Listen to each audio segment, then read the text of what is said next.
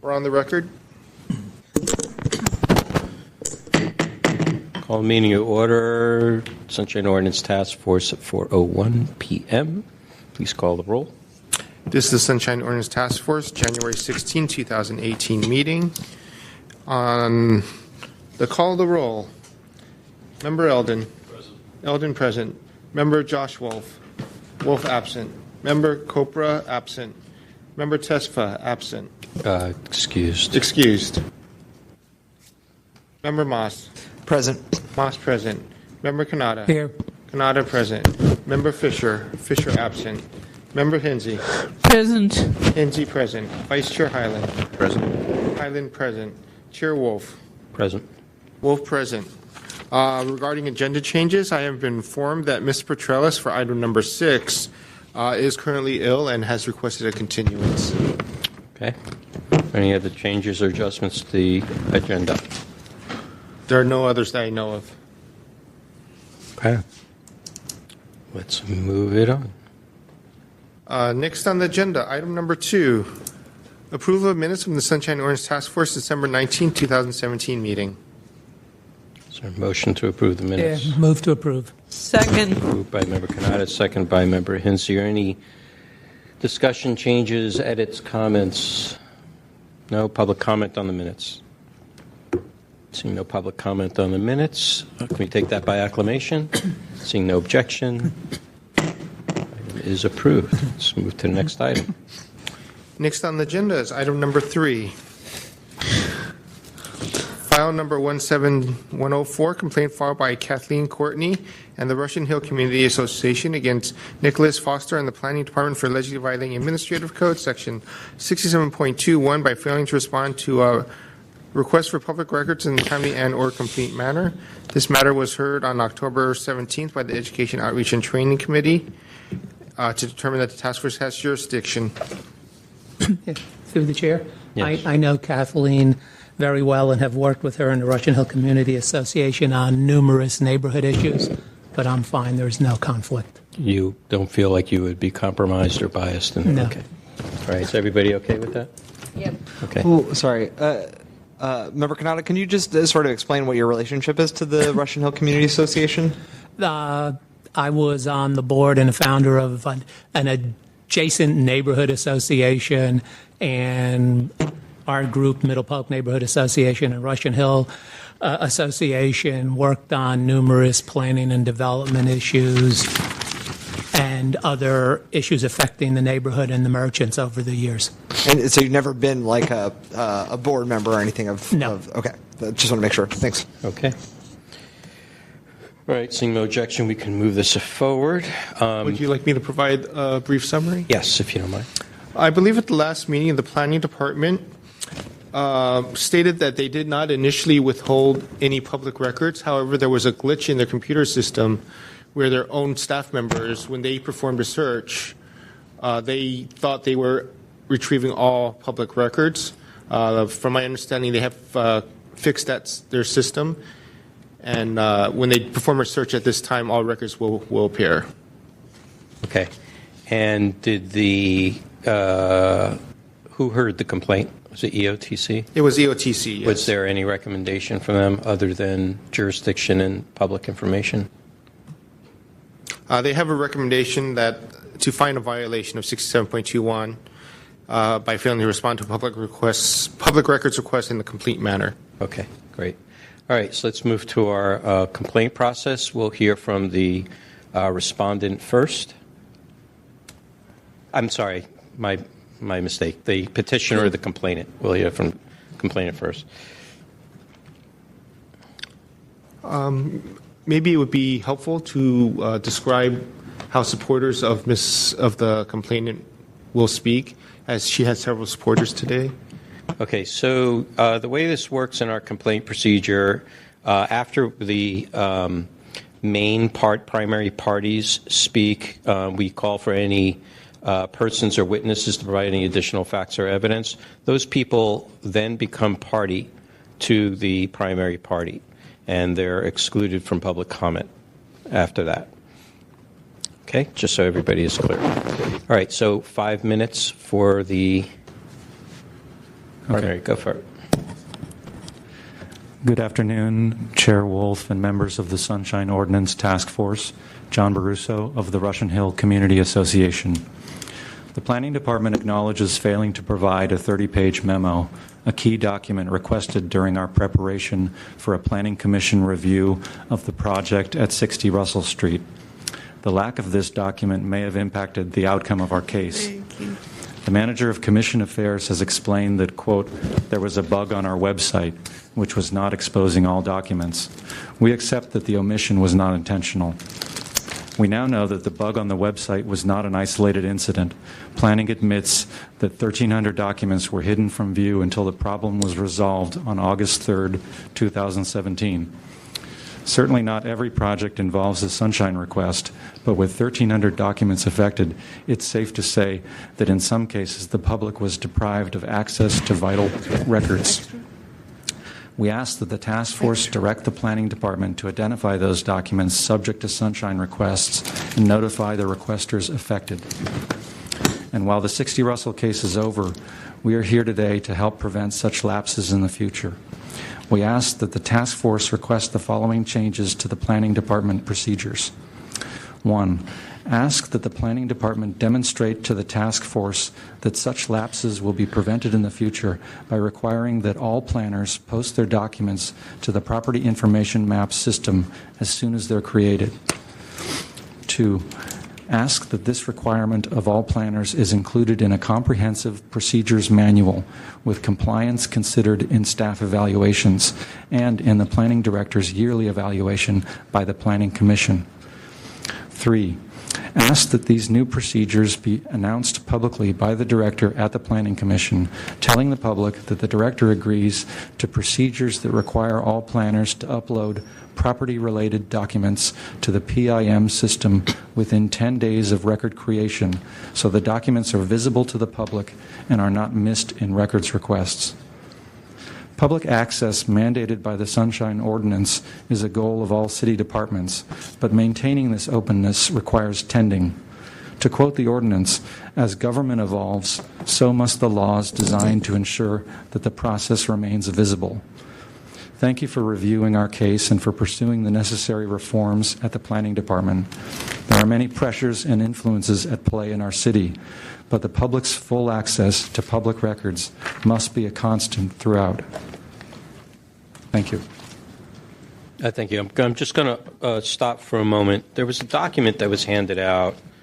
Usually we don't allow documents to be distributed during the meeting because it prejudices the other party from having be able to review it. If you're bringing any new information in there and they don't have an opportunity to review it, we usually reject these at the time of the meeting. It's just a copy of what I said. Yeah, Chair Turtle, it's just, Okay, yeah. so it's just a copy. Okay. Yeah, it's just their testimony. I was reading I understand, it. but it wasn't prefaced that way, and so, we have kind of a rule on that, a pretty hard and fast rule. All right, thank you. May I want to give a copy to the... I have. Okay, are there any persons to provide any facts or evidence on behalf of the petitioner or the complainant? Yeah. Go for it. Thank you. Chair Wolf, Captain Courtney, Russian Hill Community Association. The Planning Department has sought to minimize this lapse as just a technical glitch. We see this as a symptom of a department in need of reform. Members of the public have been asking for the last 3 years in public comment at the Planning Commission for the department to produce comprehensive, transparent, and publicly accessible procedures on their administrative functions, including detailed document retention requirements tied to each planner's evaluation. Because the department admits the lapse, and because the committee on October 17 found that the department violated the Sunshine Ordinance, we ask that the task force take action to implement reforms at planning. We accept that in our case, the failure of planning to provide a requested document was not intentional, but as long as the Planning Department continues its current practices, which include a lack of comprehensive and publicly available written procedures on record retention, the Department will continue to provide incomplete information to the public. If the task force believes that our requests are beyond its authority, we ask that the October 17th motion is followed, quote, that the full task force explore the possibility of issuing a letter regarding the records retention pertaining to the planning department. The community's full and timely access to all public planning records ensures fair treatment of each project under review. Thank you very much. Are there any other persons to provide any facts or evidence on behalf of the petitioner or the complainant? Seeing none, respondent, you have 5 minutes. Good afternoon, Christine Silva, planning staff. This is in response to file number 17104, filed by Kathleen Courtney against the planning department as related to proposed development project at 60 Russell Street. The complainant alleged that planning is in violation of Admin Code section 67.21 by failing to respond to a request in a complete manner, specifically as related to a document for a project review meeting that recently appeared on Planning's SF Property Information Map website. As explained at the Education, Outreach, and Training Committee meeting held on October 17, 2017, the Planning Department acknowledges that the document in question was inadvertently omitted from previous record productions on March 17 and May 19, 2016, when all records were requested. It is our understanding that staff believed that she was producing the entire set of records at both times of production, and in no way was it a deliberate action to not produce it. Upon further review with our IT staff, we confirmed that there was an error that did not correctly expose the document. IT staff further confirmed that the error was corrected when the department launched our related documents link feature on August 3rd of last year. We had approximately 1,300 documents that were affected by this error. We have communicated this information to the complainant. At this time, all responsive records have been made available to the complainant. Are there any persons or witnesses who provide any facts or evidence on behalf of the respondent? Seeing none, members.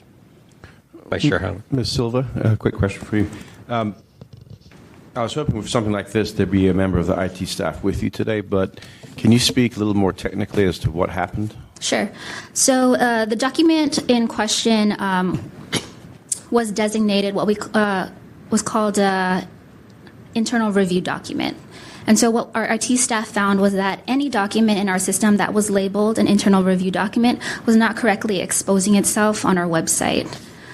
So we wouldn't see it. And so now, as of August 3rd of last year, that correction was made so that it is exposed. So you're saying that this is a public document that should have been searchable on your website, that for the way it was categorized, it was not coming up as a public document. Was that it? Correct. It was not exposed, yeah. Okay. Member Canada. Yeah, so they found 1,300 documents that were not exposed on the website? Correct. Do you know how long, what period of time these were for? I do not know. And was it for this particular project or No, it would be our entire database. Oh. And for, you don't know the period of time these documents when they were created, but nobody else came to planning and said, we don't think we have everything? Not to my knowledge. Okay, and then I have another question.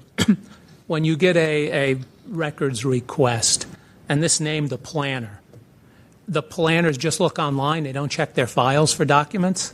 They check our database, which houses all of our files. So their files would be within the larger database. They don't keep their own files also? No.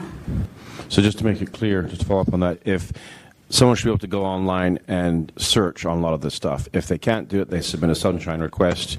Whoever's desk that hits, whoever's going to respond to that, would also go and search the same way in the same database. Correct. Thus, those documents would have been invisible to both parties, is what you're saying. Correct. And from what date to what date did that glitch span? That's the question we're trying to. I mean, were they never available and only have been available since August 3rd of last year, or? Right. So we only recently were able to add that technology to our website, where we were making these records available directly to the public through PIM, and that happened. That's when we corrected the glitch on August 3rd. We added this feature called related documents. And so when a person clicks on that link, they should see all of the PDFs associated, the records associated with that project. Yeah. So the intention was good, but the execution wasn't quite there yet. Correct. Okay. Anybody else? Member Moss? Sorry, Ms. Civil. So this is only sort of something that came up when I was looking at this. The document that you're using for public records request, this request to view public record, you know what I'm talking about? No, but it's like a form that you have. It's a San Francisco Planning Department. I think in the packet there's one on page 16. I think there are several throughout. Yes. Okay. Yes, I know what you're talking about. Well, where does this document come from? I'm a little concerned about the rules for reviewing public records in there, and that the language in there may not be compliant with the Sunshine Ordinance. I believe that's a PDF off of our website under Forms and Permits. Okay. But that's something that's currently still in use? Yes, but we also just receive requests via email or phone or in person, so we don't always use that form. Okay. Well, actually, most of the time we don't because people will just email us directly at this point. If somebody wants to inspect records, do they have to show? It says here that they must show adequate personal identification. Is that still the case? They would once the records are retrieved and they're at our office, we ask that they leave their ID with the front desk while they're reviewing the records, and then when they return the records to us, we give them back their ID. And do you have an alternative process for somebody who doesn't have identification? I would have to check with our reception staff. They deal with the public that comes in regularly. Further, is there a process for an anonymous request? In terms of? If a person were to come in and did not want to be identified? I would have to check with our reception staff. They could, if they did it by email, they could create a fictitious, kind of an email that doesn't expose their identity kind of thing. And so they could still receive the documents, but not have their identity exposed. Some people do that. Yes. Okay. Anybody else? Okay. Any other questions? Vice Chair Howland? Yeah, I was just going to tell the plaintiffs that we've been dealing with the Planning Commission on and off for several years, and both to EOTC and to other subcommittees to help them improve their process. And I think they've come leaps and bounds in general. This is certainly something you guys caught, and I think it's merits, what you've done and brought it into the public domain so that it's noted for the record. It seems to me that they've corrected this. There still was a violation, I think. That's kind of where I'm at. Okay, well, let's get to rebuttals, and then we can talk about a motion and have more discussion at that level. All right, so let's do rebuttals. Respondent is first. 3 minutes rebuttal. No rebuttal. Okay, waived. Respondent waives rebuttal. Complainant. So I see a different person showing up. Usually it would be only open to the primary. He may be part of the Russian Hill Association. I understand that, but if they have a representative, yeah, you can. The discussion seems to be focusing on the first motion, which was that they were in violation by not providing all the records we requested. But there was another motion that we mentioned earlier, which is that the full task force explore the possibility of issuing a letter regarding records retention pertaining to the planning department. So that's what we feel. We feel that this is more of an overarching issue. It's not just the technical glitch. And we're hoping that you can address that. Well, that would be part of a motion that we would make. It isn't necessarily part of a discussion, because lots of times that what we'll do is we will, when an order of determination is made, if there needs to be monitoring any kind of way, or if there needs to be some review of a process, we have two committees that deal with that. One is the Compliance and Amendments Committee. The other one is Education, Outreach, and Training. So we would then, either by recommendation of somebody making the motion or from myself as chair or the chair at the time, can refer the matter for particular purpose to any one of those committees. And that would be probably just as good as sending a letter. But we'll take that under advisement. Okay, thank you. Thank you. Yeah. Okay, members, is there a motion? Well, I think, planning obviously agreed that they violated 67.21. So I would start with a motion for that. But the documents on this website are only on there if the planners put them there. Mm-hmm. So because 1,300 were missing due to a glitch, that doesn't address the fact that maybe a planner forgot one or didn't put it up. So maybe something going to planning as an educational document, or having them, having some committee review with planning. So you're suggesting that as part of the motion, we make we refer it to committee. Okay, but yeah. Make the motion. Okay, the motion is for a violation of 67.21, and that we send it to committee to monitor. Okay. Second. So moved by Member Kanata, second by Member Hinsey. Is there any discussion on that motion? Is there any public comment? Could I get additional details on to monitor? I'll add that at the end, because that's somewhat to the prerogative of the chair, but is to determine where it would be. But if you wanted to identify that as the maker of the motion, to me, it would be education and outreach to planning, to make sure that planning understands that the planners have to get these documents up there once they're created or soon thereafter. Because with this website, when the public goes and looks, if a document isn't up there for 10 days or 15 days, and I'm looking for information, and it's not there, maybe I don't go back for another 10 days. And I understand. I actually see it as twofold. I think it should be under your committee, the Compliance and Amendments Committee, because we want to make sure that moving forward, whatever they implemented is actually working. And then on the other end, for education, outreach, and training, to just find out what their training how they're instructing and training planners to do this. Whether it was inadvertent or it was a software glitch or anything like that this many documents were missing from at least the online public record. And then I'm not even clear if it was part of it, even in the physical public record, because if they were considered to be an internal review document, they wouldn't be exposed to the public. Is that correct, Ms. Silver? Not necessarily. Okay. So, and she responded as not necessarily. So the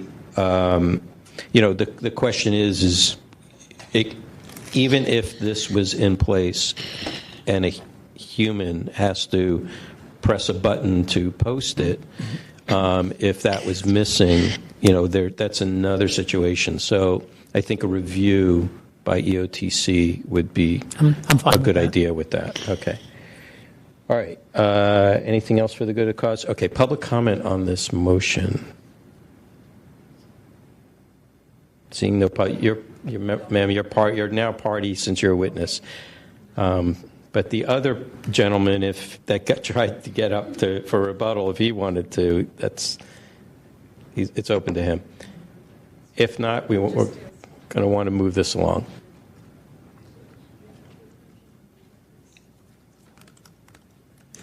All right, and this is public comment on the motion. Good afternoon. We are wondering whether or not the specific 1,300 documents that were affected will somehow be incorporated in this motion for outreach, education, and training or compliance. So, in response to public comment, which we don't do regularly, but I will answer that. The 1,300 documents do not all pertain to your particular issue. So, because your complaint was on a specific property for specific documents, and those documents were missing, it cannot automatically be expanded. The fact that that was brought to our attention now is the reason why we're taking some additional action by having it reviewed by our subcommittees.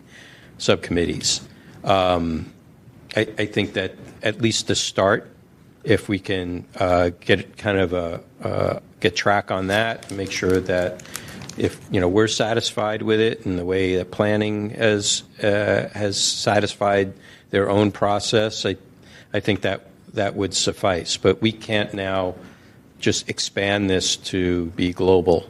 I understand. So that in order to do that, it may require a completely new and separate request to this body.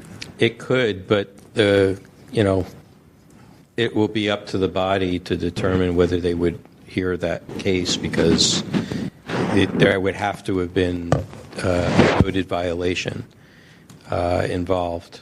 And considering that we're hearing it here and it's part and parcel, it was brought up in testimony by admission of themselves, we're taking issue with it. And because we're doing that, we would have to review to see whether we would hear it or whether it would be duplicative.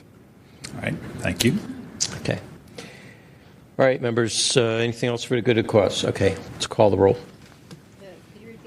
Oh.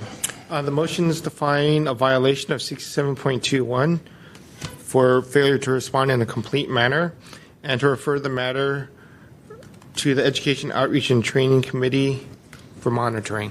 And to CAC, to compliance and amendments.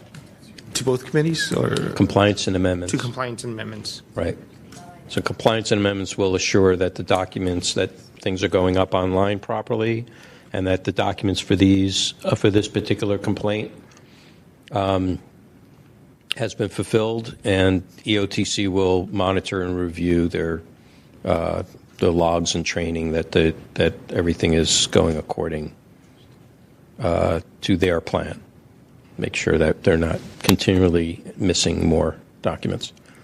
So it'll be referred to the CAC to ensure that the requested documents related to this complaint are online, and to the Education and Outreach and Training Committee to monitor and log the training of the Planning Commission regarding this issue. Right. And before you call the roll, I just wanted to note Member Fisher arrived at 4:09 p.m. and has been here for this whole hearing. On that motion, Member Kanata. Aye. Kanata, aye. Member Hinsey. Aye. Hinsey, aye. Member Josh Wolf, absent. Member Copra, absent. Member Tesfa, excused. Member Moss. Aye. Moss, aye. Member Fisher. Aye. Fisher, aye. Vice Chair Hyland. Aye. Hyland, aye. Member Eldon. Aye. Eldon, aye. Chair Wolf. Aye. Wolf, aye. The motion is passed. Okay. Please call the next item. Next on the agenda is item number 4, file number 17044, hearing to determine if the complaint should be reconsidered due to findings issued by the Office of the District Attorney on October 18, 2017. Okay, so we have a little discussion that we have to deal with in this one. We've had some concerns from the Ethics Commission that because our process does not necessarily afford the task force to reconsider a case once it's closed, and our procedures specify only the parties, it comes up to question as to whether this case can be reconsidered or reopened. And so I've asked our legal counsel, DCA Cola, to provide some comments and advice for us on this as to whether, how to proceed with this at this point. And then we can have some discussion as to how moving forward on that. Well, I don't have a whole lot to offer on it other than, in our, procedures, it lays out pretty specifically that either one of the two parties that are complaint are the only parties that are allowed to make a motion for reconsideration. So, I think it would be proper to adhere to the rules and see if a party to the complaint wants to file a motion for reconsideration. Okay, thank you. Vice Chair Highland. That's. I think what D.C. Acola said is either party could ask for the motion for the matter to be reconsidered, but as it now stands, I think we certainly need to add that to our wish list of future changes. I think we should be able to have that authority too, but apparently, clearly, now we don't. Right. So there's some issue with this with regards to our status and standing in an official manner. So we are having this discussion. Part of this is kind of part and parcel to the enforcement discussion. Do our orders of determination hold? Are they legally bound or binding? Because we are more or less an administrative process. We don't have enforcement authority. If we don't have enforcement authority to bring sanctions or penalties against personal or private property in some kind of way or in some other kind of punitive manner, it's not really held. It's considered. I think we're still in discussion about this, but there is some discussion that our orders of determination are purely just findings, so don't have that weight. The other part of it is are we considered a policy body? Because that's where, in the ordinance, it describes it with regards to policy. Sorry, that's not correct. I'm thinking of something else. The question is because we're kind of a deliberative body, whether we have the ability to reconsider any decision that we have made in the past. We're not quite like the Board of Appeals, whether we're approving a permit or not, and reconsidering that they're an appeal. They're actually the appeal for that body for that. So, and we already do have a reconsideration process, and that provides just for the parties and not for the task force itself. So that's kind of where we're at with this. There was, I believe I sent out a document, and if you didn't get it, it was from the League of Cities on due process. This was sent by the Deputy Director of the Ethics Commission. And it's a very, it's a 2- and 3-page piece just outlining on what adjudicated or quasi-judicial bodies do and what they're possibly bounded by. The League of Cities is a separate, organization. It's not necessarily a government body. So this is just advice for local agencies and which are like cities and counties. So it's the question is whether we allow the reconsideration or not at this point.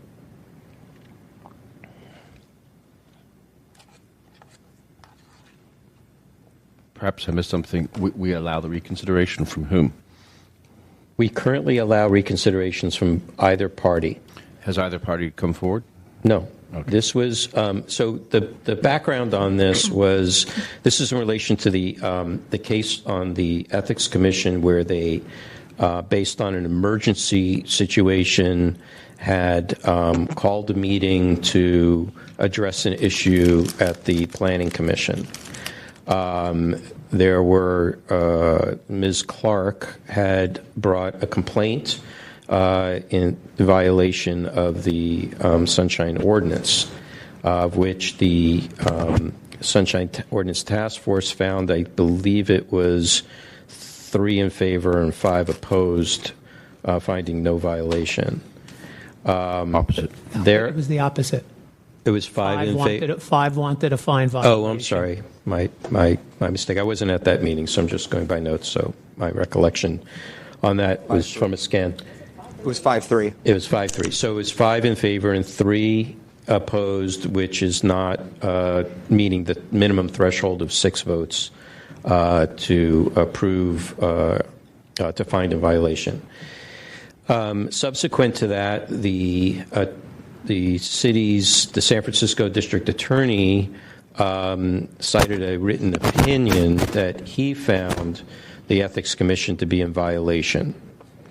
And with that having been published, one of our members had requested that this case be reconsidered by the Sunshine Ordinance Task Force based upon that new information, quote unquote new information. Through the chair, Yep. I think I was acting chair that night, so maybe I can Go for it. summarize some as I remember it.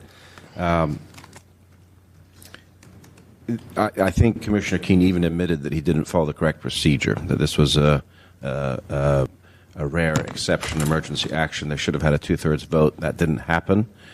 And I believe that's what the district attorney is calling out at this point. But we still put forward a motion that they were in violation, and it failed narrowly at the time. That's kind of my recollection. Member Moss, do you want to say something? Sure. So part of my concern is that we have an order of determination out there that we're going to be relying on as a precedent to some extent, in which this committee has declared that the Ethics Commission did not violate Administrative Code, 67.7. And I think it's important for us to consider what the San Francisco District Attorney found and decide whether the Sunshine Task Force is going to follow the same interpretation that the District Attorney found, or if we're going to leave this as precedent. I think that it's probably worth a rehearing based on new information that there was a District Attorney investigation. I believe that the Ethics Commission has made some statements since the hearing in which he is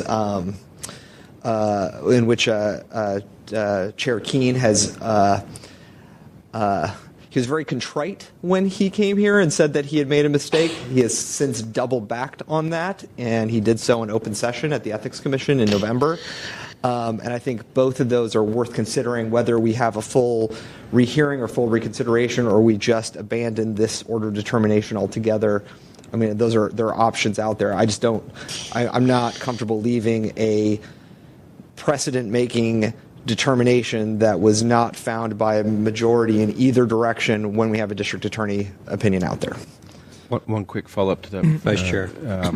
Just want to make sure that, so the district attorney found a violation of the Brown Act.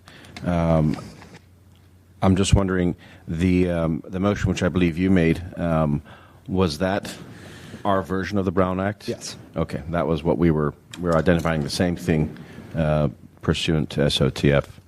Got it. Okay. Member Canada. Does the complainant want a reconsideration? Yes. Oh, wait a minute. It can't do it at this point because it's after. You only have 10 days. Okay. No. Okay. So if we do a reconsideration, we're going against what's written. No. Here's the point. We're a deliberative body. Okay. Went through the process. If you had a unanimous, I would say if there was a unanimous vote to find a no violation, that's one thing. But you had more than half, okay, despite our threshold. So there were some people who agreed and some people who didn't agree. If it were to go let's say you met the threshold and then you said, this is so egregious, we're going to send this to the district attorney, and the district attorney did not agree with you, okay? Which is kind of the reverse of what we're experiencing now. Then whatever the district attorney says with regard, because that person has the enforcement power and the kind of legal gravity behind it, that would probably take precedent until it gets brought to court, and there was maybe some court order or ruling with regards to that. So that's why I'm a little concerned about whether we are overreaching by trying to claw this back. And I would say that if it was a policy decision, that's a different story, because then you can amend policy, you can repeal policy and whatnot in a adjudicated process. I think it's a little different. Now, I'm not a lawyer, even though I've been on this body for some time, and we are a deliberative body, but we also have pretty well-defined rules on reconsideration, and there is some due process that is afforded. That's why we go through this whole process, because it's due process. So that's why I asked DCA Cola to comment on this, because I'm just wondering if there's some gravity in law that governs quasi-judicial bodies in this way, or whether are we just purely administrative and we can go ahead and operate in a different way. That's kind of a question from me. I'm not quite sure I've gotten that the answer on that as to where do we stand as this body legally in being able to bring back a case to hear and reconsider it versus we are forced to stick with our process. One second, I'll let him think about it. Go ahead. Sorry, Member Eldon. You don't remember this sort of thing happening before? In the microphone, please. You don't remember this sort of thing happening before, where new information surfaced months later? Nope, never experienced this before. Nope, but there could have been a new complaint that might have come in. We certainly have had people that have dug through archives to find violations and then bring them forward where they had never been brought forward before, but never in this kind of situation. We had reconsiderations, but they were done according to our process and by the parties, not by us. So, is there any way, Member Massa's point is that this sets a precedent for where we stand on the issue, even though it's contradicted by the district attorney now. I don't think it necessarily sets a precedent, because we are limited by the threshold of 6 members to find a violation, and the fact that there was some disagreement as to the motion doesn't mean that it was like that. I don't think there's a preponderance. That's what I'm thinking. And I'm just making discussion here, okay? And I think we should have more discussion on this. But I really want to get down to the brass tacks of are we governed by some law that prevents us from being able to do this? Because I'd hate to for us to say, just go off the cuff and say, there's no law that governs us, let's just go ahead and do it. And then we end up with some sort of lawsuit or some sort of action against us because somebody else has found some legal merits that either is in their favor or in our favor or what have you. I just don't feel we have enough information to be able to process this properly. So through the chair, back to DCA Cola, you basically reminded us of our current existing rules, i.e. either respondent or the plaintiff makes a request within 10 days to reconsider. What do you think our position is as a body? Well, To answer a question that was brought up earlier, which is sort of a preface to leading you guys in, towards whatever decision you're going to make. These are administrative hearings, and due process rules do generally apply to those as well. The task force is within its right to set its own policies as far as how the meetings are going to be governed and what the procedures are, and they've set those. And they seem pretty clear as far as, who has the right to seek reconsideration of a hearing and the timeframes in which that has to happen. As far as precedent being set, I don't. What was the motion that was made? I know it was a 5-3. It was 5-3 the vote, but what was the actual motion? Was it to find violations? Find violation of 6.7D and E. 6.7.7D. Just because you didn't get the votes for a motion doesn't mean that it sets precedent. I mean, you voted in the affirmative to find violations and you didn't find them. That doesn't mean that you set a precedent saying that there was no violations. So and I'm not exactly sure what the new information that was found in the district attorney's hearing or in their investigation, but I mean, if that's new information that's available to the party and it alters, the form of complaint that they brought before, they may potentially be able to file a new complaint based on that new information. But given the policy and the procedures that you already have set in place, it doesn't really seem like it's a task force's place to reopen a complaint that they already had a final resolution on. Member Alden. Well, I mean, that makes sense to me. If the information is new enough for it to be framed as a different complaint, then that seems like the easiest avenue forward instead of retrying the exact same case. I mean, Vice Chair Hyland, do you want to say something? You look like you were. Yeah. And again, for those that weren't there, I think pretty much everyone was there except for yourself, Chair Wolf. The action they took was to send a letter suggesting something. It wasn't a stop work order. It wasn't something particularly strong. Not that that's relevant, but I think that went into my decision. I didn't find any, other motivation, political motivation for them to do this off agenda. They admitted that they should have followed a 2/3 vote to allow them this emergency action. They didn't do that. So it was more in the spirit of the action was kind of where I lay on that issue. And I may lay the same way if we were to re-adjudicate this. I think the district attorney is probably just identifying a technicality, and that's their opinion. We kind of already acknowledged that in our hearing. They admitted to it. We went past that, and then we voted on, do we want to find a violation? Many times for other cases, we find violations just to have it on the record that the violation was there for future, plaintiffs and whatnot. And, that could have happened by one vote. In this case, it didn't.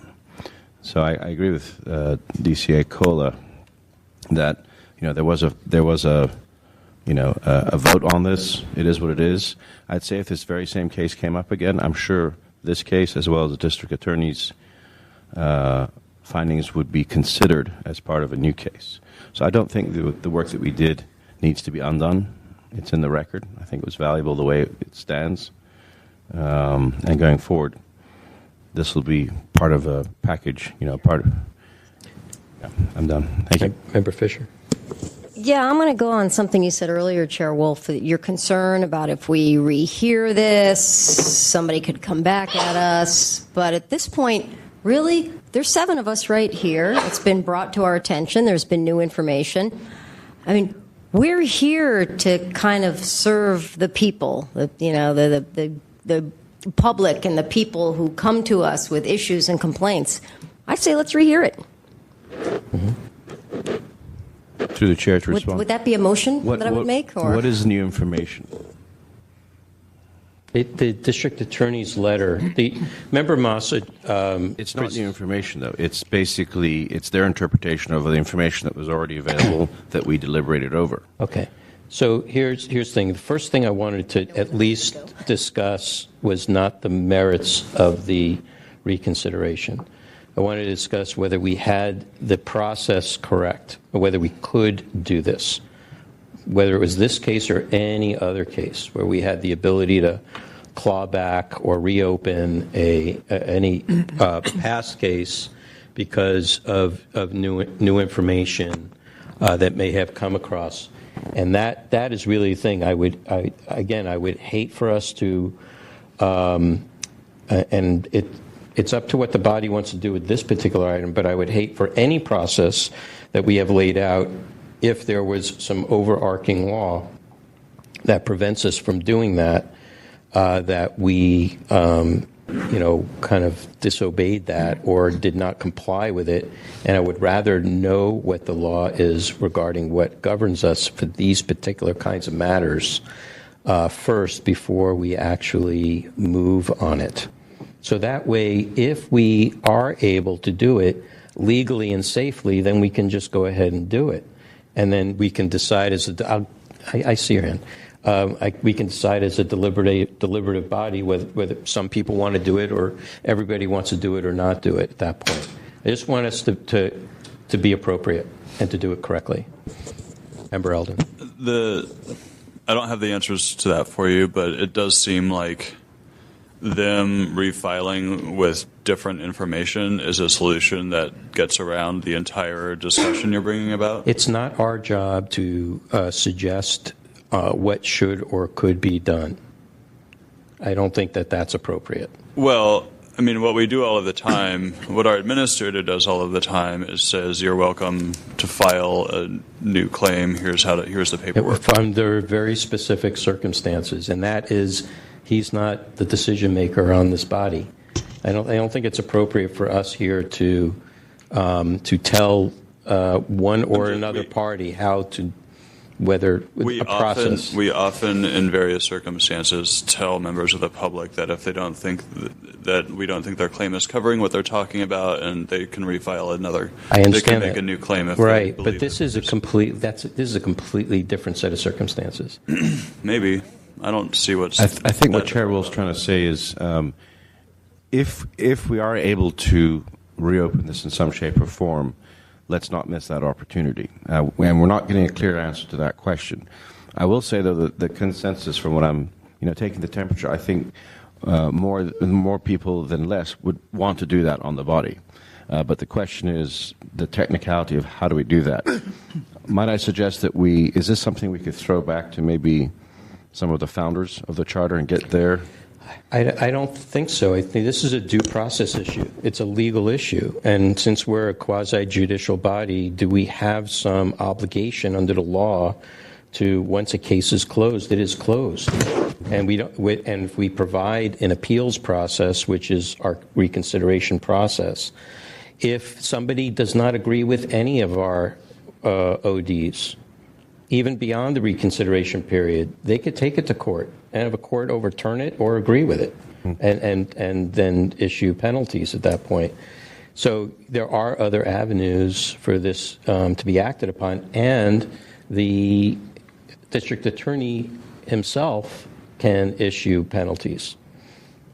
So to respond to that, it's really a definition of what we are, and keeping in mind what DCA COLA said, that we're an administrative body, but that might be slightly different from a quasi-legal body. We are a quasi-judicial body, but we are administering an administrative process. And who can answer, given all that? Our legal counsel.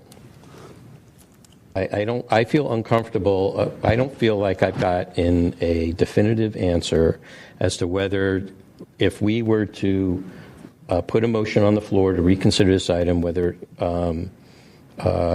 it is in compliance with or not in compliance with some law somewhere. Where can we find the answer to that? I am not a lawyer. A lawyer has to answer that and research it for us. But I am uncomfortable with this body moving on an action that we really don't know that we can take.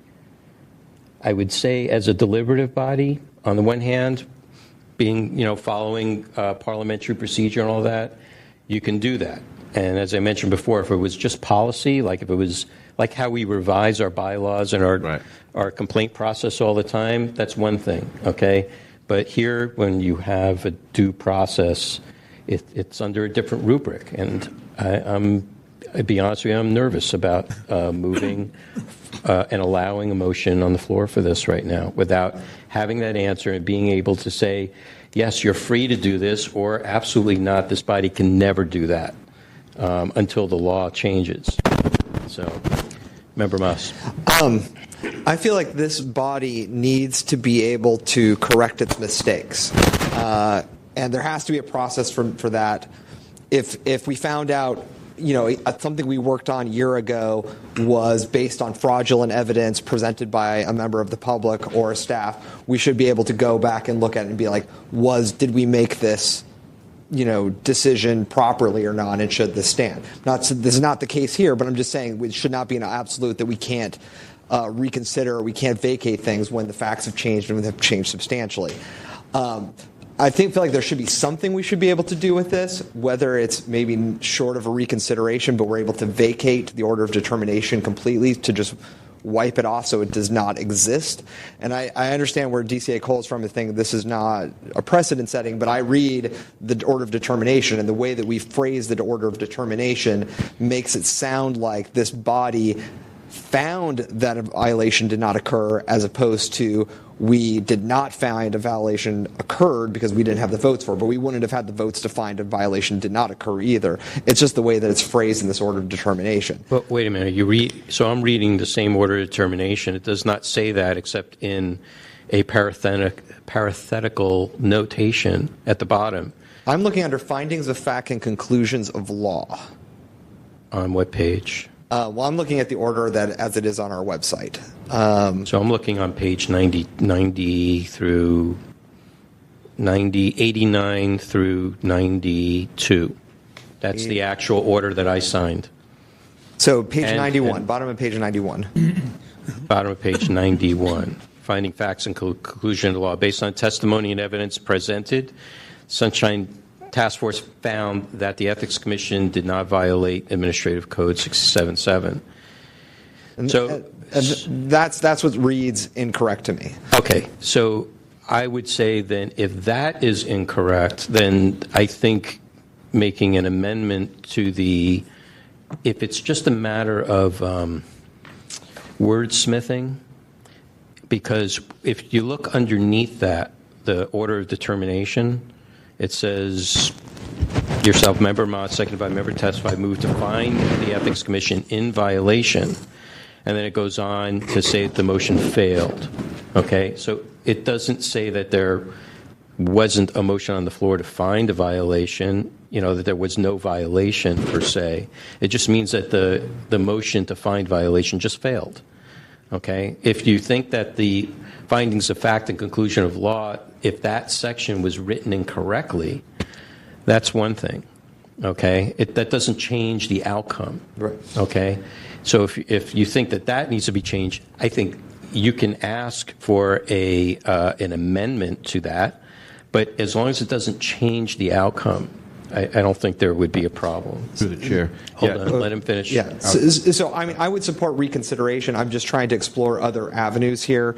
I think that another avenue that I would be comfortable with is if we were to have some sort of formal discussion and memorialization that where we decide as a group that we, moving forward, the district attorney letter is what we are going to consider moving forward, or we would say, without, reversing the order of determination, that we now see that the district attorney is saying that these things need to be handled like this. The Ethics Commission has a cease and desist not to do this in the future, and that's how we're going to incorporate it into our interpretations. I just want to make sure that we don't leave this as like we're okay with this happening. I understand that you're not okay with this happening. Okay, you have 3 members here that think otherwise, or they thought otherwise prior to there being a investigation and we don't know if this opinion on the same issue from the district attorney will change their mind or not. So, I mean, that's part of the deliberations and why there's a vote. So, I think though, if you want, I think it may be possible that the task force can make a statement because of issues that have come up later that it may find it may want to make some sort of resolution about that, but it won't change the outcome. I don't know how or what that might look like. I think I think we need to research legally that if one of our bifurcated processes, which is either the state attorney general, the district attorney, or the ethics commission, comes out with an alternate opinion, that there is something for the task force. The task force can do something after that comes out. But I'm not confident that we have the ability to reconsider this on its face now without. I really want a legal opinion on this in some kind of way. I just don't feel comfortable for us to reconsider this and reopen a case on our own. With just the fact that some other body had an opinion that was, for the most part, found a majority here on this body, but not enough of a threshold to meet the grade. Yeah, Member Eldon. And so, for determining whether or not we're deliberative, what's the process from here? Is this something that DCA COLA would research more? That's what I'm asking and what I've been asking for. Through the chair, I already offered my legal opinion on this. You raise some serious due process concerns if you deviate from your procedures. That's my legal opinion. Okay.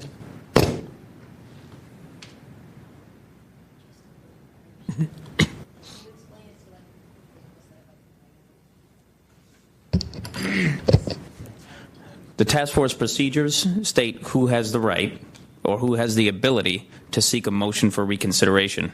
It's the parties to the matter.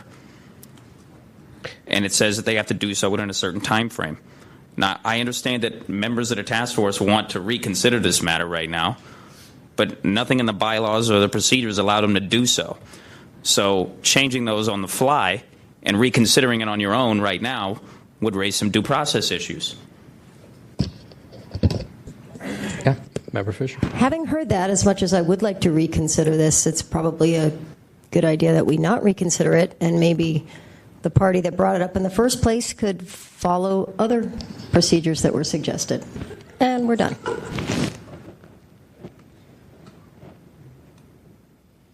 So what I would suggest is that we send this down to the Rules Committee. This particular process, our Rules Committee, okay? Because if there is an interest in changing the bylaws to reflect the ability to do this, you weren't suggesting that. Okay. I was suggesting that whichever party would like to pursue this follows along with what is stated by one of my colleagues. I was kind of also following what DCA COLA just said, that if our bylaws had it in there and then we acted upon it, that's one thing. But yeah, I think in this case there is a remedy for relief. All right, so let's go with that. I'm gonna leave this item open. I think at some point in the future it might come up again. But if there's interest to have us investigate and explore the ability to reopen a case that has already been adjudicated and to change our procedures or our bylaws or internal policies to be able to afford the body to do that, then I'll leave that door open for any member that wants to have that explored. And through the chair, just one footnote. This, again, in your past experience and in the 6 years I've been here, underscores the need for us, or certainly to reconsider what is a majority. The members that are present, I know we've been through this, but this should be footnoted as a case in point, so that when or if this is brought, to the Board of Supervisors or revision of our charter, these are exactly the kind of things that we would avoid by being able to fine-tune. And if indeed we are not a body that anyone can put a finger on, why can we not do that? We're back to that question. So I just wanted to throw that in for the record. Thank you, because I was going to mention that also. Yeah, it's something, it handcuffs us. Yep, it does. Okay. Anything else for the good of the cause? I'm going to call for public comment on this item. Is there a motion for the comment, or a motion to continue to the call of the chair? Well, let's continue this call of the chair. At this point, like I said, I want to leave the door open if people want to see about changing our, but I don't think it's appropriate at this time to bring this to the floor. Public comment on this discussion item, or this item. Hi, Laura Clark. I am not going to be refiling this. This is a waste of everyone's time, and I am disappointed that the body didn't make the right decision in the first place. There are over 100 various commissions. There are, I think, 50 of which don't have any appointed people to them. The fact that I recognize most of the people in this room, you're all wonderful people, but everybody, simply by sitting on a commission, is normally somewhat conflicted out, because you have to be somebody who's engaging in the politico-ness of local politics in San Francisco. And overall, I would say that the idea that this is a democratic process is often laughable. It's Tuesday at 5 p.m. The idea that anyone who isn't completely insane would be engaging in this process is very funny. I don't think that this is the way that our democracy was meant to work. We should have elected officials who are accountable to the people, and we should have bureaucrats who enforce the law and who know what they're talking about. I heard a lot of people say throughout this hearing, I'm not a lawyer, so I don't know. And that's constant at all of the various commissions. People say, I don't have the background to actually be able to make a decision on the thing that I'm being asked to make a decision about. I think we all know, and Keene and the others admitted that they were totally out of order when they just violated all of the rules, all of the petty rules that we set up here, that nobody's paying attention except all of us. Nobody's even watching SF.gov TV right now. The idea that this is representative of our process is completely wrong. And I would say that this is one of the few bodies that could say, how do we actually fix this? How do we actually make the democratic process something that people engage in? Because this is not it. This is not any way to go about making decisions. And I think you all know that the DA actually made the right decision and you guys made the wrong decision. And I'm not going to refile. I wish that you guys had the ability to change your own rules to make this work just a little bit better. Thanks. Thank you. Any other public comment? Good afternoon, Task Force. Todd David. Former Sunshine Ordinance. Yes, former Sunshine Ordinance member. Totally respect the decision you guys are making. I can't say I necessarily agree or disagree with it, but I do want to just bring up a couple of kind of things that I hope that you guys will think about as you go forward. Legal precedent, like things like this, often there is not a clear legal decision, and that a lot of times, precedent is not made until a choice is made by the task force or an organization like that, and then it's taken to court, and that is kind of the final say. So if, expecting there to be exactly clear 100%, this is the way you should do it or this is the way you shouldn't do it, the law usually is not written that way, and the interpretation of the law is just, it's a little bit more nuanced and unclear than that. In this particular case, I do think that rehearing it as a task force is something that's interesting, because I would ask you, where's the harm? Who is being harmed by rehearing this? The Ethics Commission is being harmed? I mean, and if the Ethics Commission, if that's the concern, that the Ethics Commission is being harmed, isn't the Ethics Commission probably the number one institution that should be held to the highest ethical standards following this? And I wouldn't just say that the district attorney is just some other body. The district attorney is basically our legal expert on criminal law, the head prosecutor. So I do think that it's not just some other body weighing in on their opinion. It's a pretty knowledgeable opinion. And so if you look at the opinion of the district attorney, and you look at who's being harmed by retrying this or rehearing the case, I think that this is one where you might want to err on the side of, there is public interest here of saying that, the Ethics Commission did make a mistake. Like, that wasn't even put on the record. It was, as we read, it was said that no violation was found when the person stood up here and admitted. So I guess my question is, by getting this right, I don't see who's harmed. By rehearing this, I'm missing who's harmed except for the Ethics Commission, and I would think that they, of all people, would want to make sure that this is done correctly. Thank you. Thank you. Any other public comment? Seeing none. So just on a last word on this, the reason why I want to continue this is to preserve the intention that Member Moss is bringing forward on this. If we were to put this to the floor, we don't have everybody here tonight either. We do have a lawyer that is also a member that does do work in administrative law in a state agency. We don't have that available to us too. I'm not diminishing DCA Cola's good legal advice to us, but we do have that available to us also.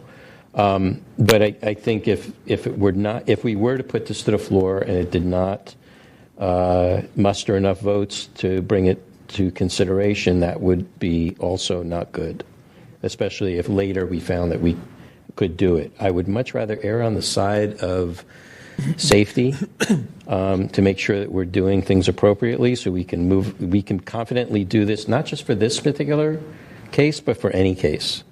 This is a little odd because of the way this came out. But if this was a regular court of law, if a lower court made a decision, the person didn't like it, took it to appeals court, the appeals court overturned it, then the lower court was wrong. And the appeals court said, no, we're right, they're wrong. And if you didn't like what the appeals court said, then you take it to the next higher court. That's the way our judicial system works. For the sake of process, right now, this appeal, if the district attorney took it up and said, I'm the one that's invoking, my decision, not 11 or 5 or 8 people to do it, but I'm saying that this definitely was a violation, and he wanted to invoke some penalties and did, then I think, what you had decided in before as a majority and actually justifies what you're trying to do here today. So in the spirit of justice and in trying to preserve the ability to move ahead on this in the future, I'm going to continue this to the call of the chair. Are there any objections to that?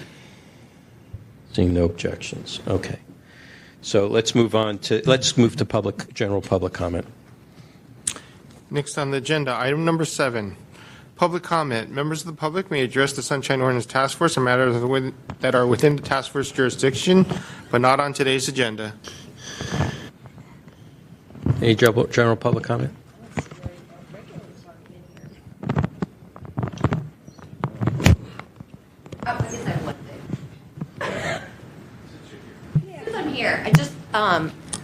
While I appreciate in the spirit of justice, I don't think you guys decided if it was in the spirit of justice or quasi-justice. And so I think you guys should figure out if it's a quasi-justice spirit or just a justice spirit. Thank you.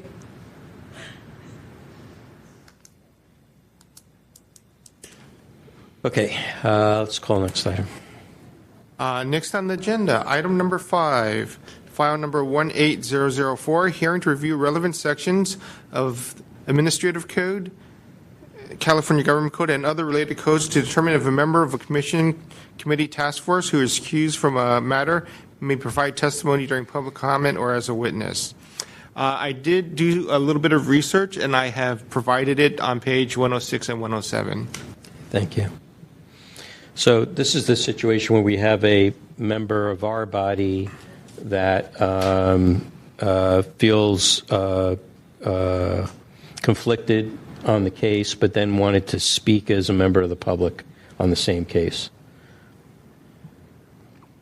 And so we need to kind of determine whether that is allowable or not first, and whether there are any laws that govern that process or not before we either allow it or disallow it.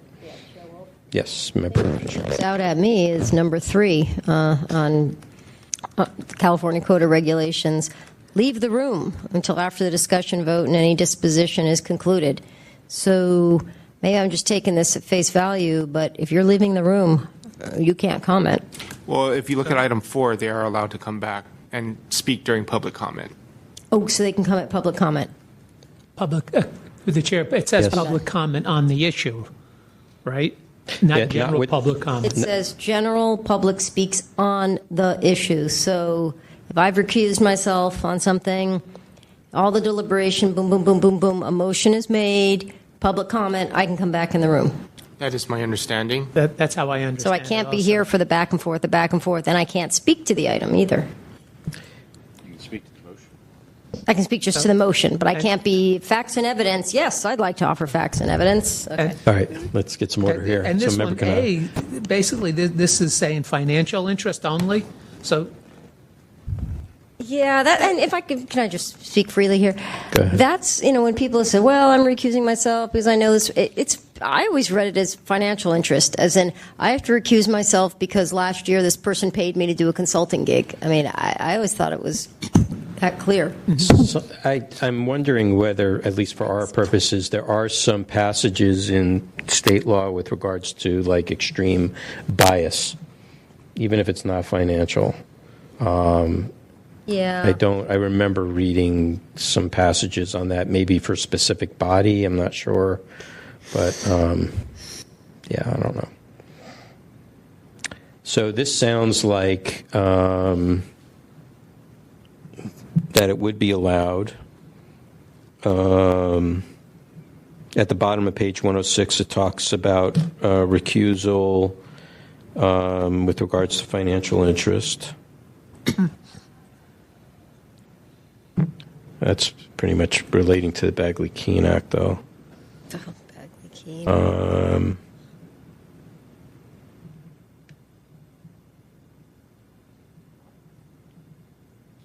Okay, so what say you? Do you want to make it official and just affirm state law, or we just want to accept it for the way it is and move on with the cases and assume that this is the proper procedure? Through the chair. Vice Chair Hyland. Just going back to something DCA Cola said, I mean, is this our policies and procedures, and therefore we can opine and make a determination either way, or is this something where this is bigger than us and we should be perhaps following Robert's rules or state law, et cetera, et cetera? Well, before he answers, just we don't have any rules on recusal, I don't think, in our bylaws. It will be all, dependent on existing law, but... I just want to clarify, because when I was asked to opine on this in an email a while back. It was worded in a way that made it seem like it was not specifically when financial interests are involved. Right. And I think this is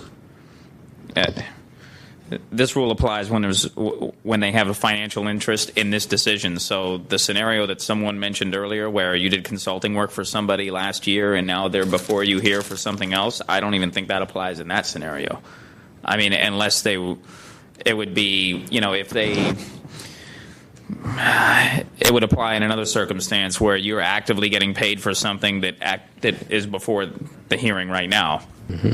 Then there would be this Code of Regulations 87105 would come into play. Right. Other than that, if somebody has a bias, I think it's what everyone does is always discloses that right off the bat, and then they acknowledge whether or not they can be impartial. And if they would like to be recused, then the rest of the body votes on it. And I think that has always been our procedure as far as that goes. From what I understood in the earlier request was when there's an item before the task force that a member would also like to provide public comment on. And in that instance, I think I laid out advice saying that they should leave, that they do leave the room, and then I suggested that that person be the final person to make public comment, okay. And then when they're done making public comment, they leave the room again. Okay, great, thank you. Sorry, say that last part again. About the public comment. So they leave the room. They would be the final person to make public comment. So they would have, and it begs the question: how do they know? I guess they would kind of see when people are lining up. No, we'd send somebody out. Like we can ask Victor to go in. Just stand in the back though, and they can hear from back there what's going on. They could do that too. Well, I think that sort of defeats the purpose. Yeah. I don't think there's anything prohibiting the person from listening to it. I mean, theoretically, we should be on, as Mr. Petrellis often says, on sfgov.tv, and you couldn't say to the person you can't listen to the live feed of it. The back room, as long as you're in a different room and you're able to still hear the hearing. Yeah, I don't think they can be in the crowd because they might. They're making glaring looks. Potential at us. undue influence. Yeah. Undue influence. They can influence us with their eyes. They can go back there and close the door. Yeah. And still hear what we're saying. I think that as long as there's some due diligence to make sure that they're not in eye shot or earshot, and they have the ability to still hear what the discussion is, so that they can also formulate their testimony at the same time, or maybe some office could be available for them to go hear the live feed, since this is all internally in the building on. Yeah, I have to say I don't like the back room because we have kind of a line here, so they're still, to me, part of this body almost. They're not at the dais, but yeah, I hear you. If you're gonna ask them to leave the room, then it should be the okay. I don't know. I mean, there's other options though. I mean, we can have them call in if they want, right? Sure. I mean, there's things we can do. Yes. Yeah, there are other options. I agree. And I think this came up because one of our members had a case that was very similar to the one being heard, and so he felt he had some expert testimony to offer that person as a member of the public, furthering this issue. Mm-hmm. So that was pretty interesting. Yeah, but according to these rules, they wouldn't be allowed to do that. Well, according to these rules, he had no financial interest, therefore maybe he could have. They called it. I mean, this excerpt. That's a good point. So, are we going to these rules only if you have a financial interest? Is that how we're? I think that's too narrow. Applying this, interpreting this. Well, the reason why this came up is because one of our members has an existing case against the same respondent for the same issue, mm-hmm. and felt compelled to provide some testimony in public comment for the issue that's on our agenda today. So, I think he felt that the appearance of being so having a case against a respondent, the same respondent, was so biased financial or otherwise.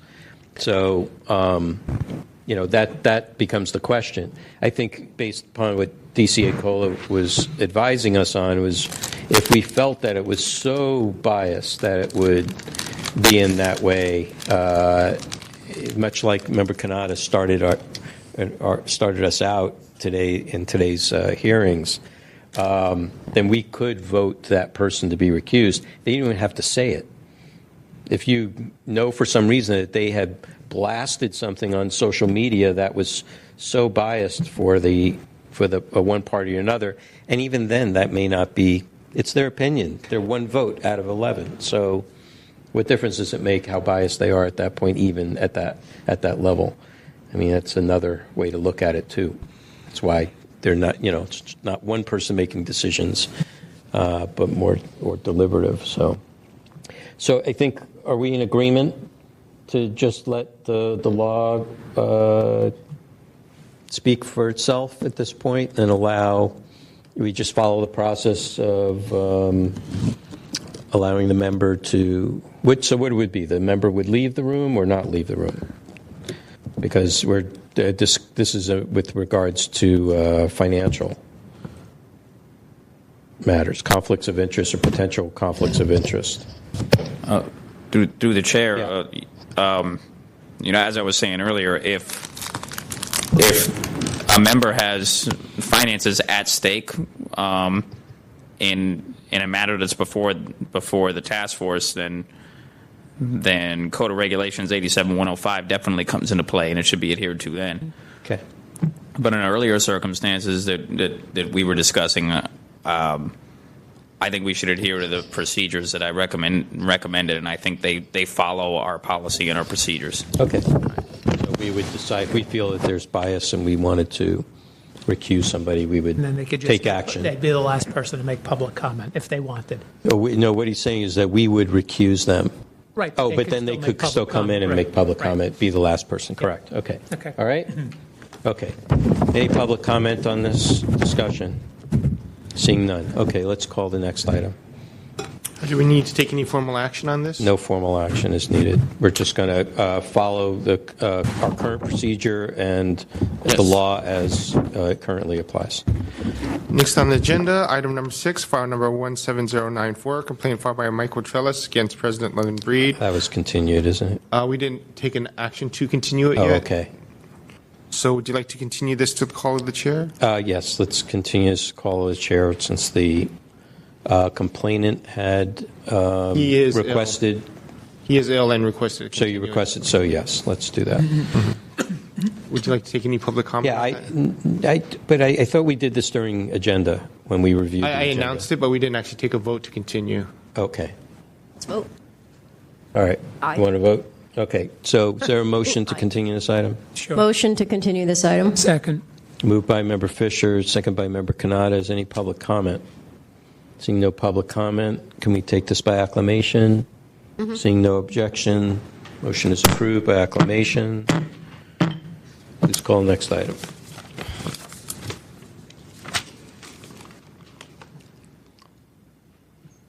Next on the agenda is item number 8, file number 17091, complaint filed by Marvin Lambert against the Planning Department and the Recreation and Parks for allegedly violating Administrative Code Section 67.21, 67.24, 67.25, 67.26, and 67.27 by failing to respond to a public records request in a timely and complete manner. On September 19, 2017, the Compliance and Amendments Committee determined the task force has jurisdiction and referred to the task force for hearing.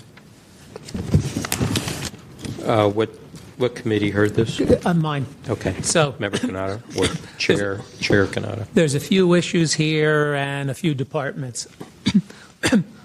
So, first of all, planning admitted that they were late providing information. Park and Recs admitted that when they provided information, it was incomplete. But then there was also issues, and this is the deliberative issues where Park and Rec claim client-attorney privilege, and it was discussed in committee, and we wanted to send it up here to get more clarification on when can somebody claim client-attorney privilege, and how do they prove it, and what's allowable for a client-attorney privilege? Okay. Any questions on that brief? Everybody clear on that? Okay, so let's move to the process. Are both parties here? Mr. Lambert and Reckin Park? Okay, great. Mr. Lambert, you have 5 minutes. You.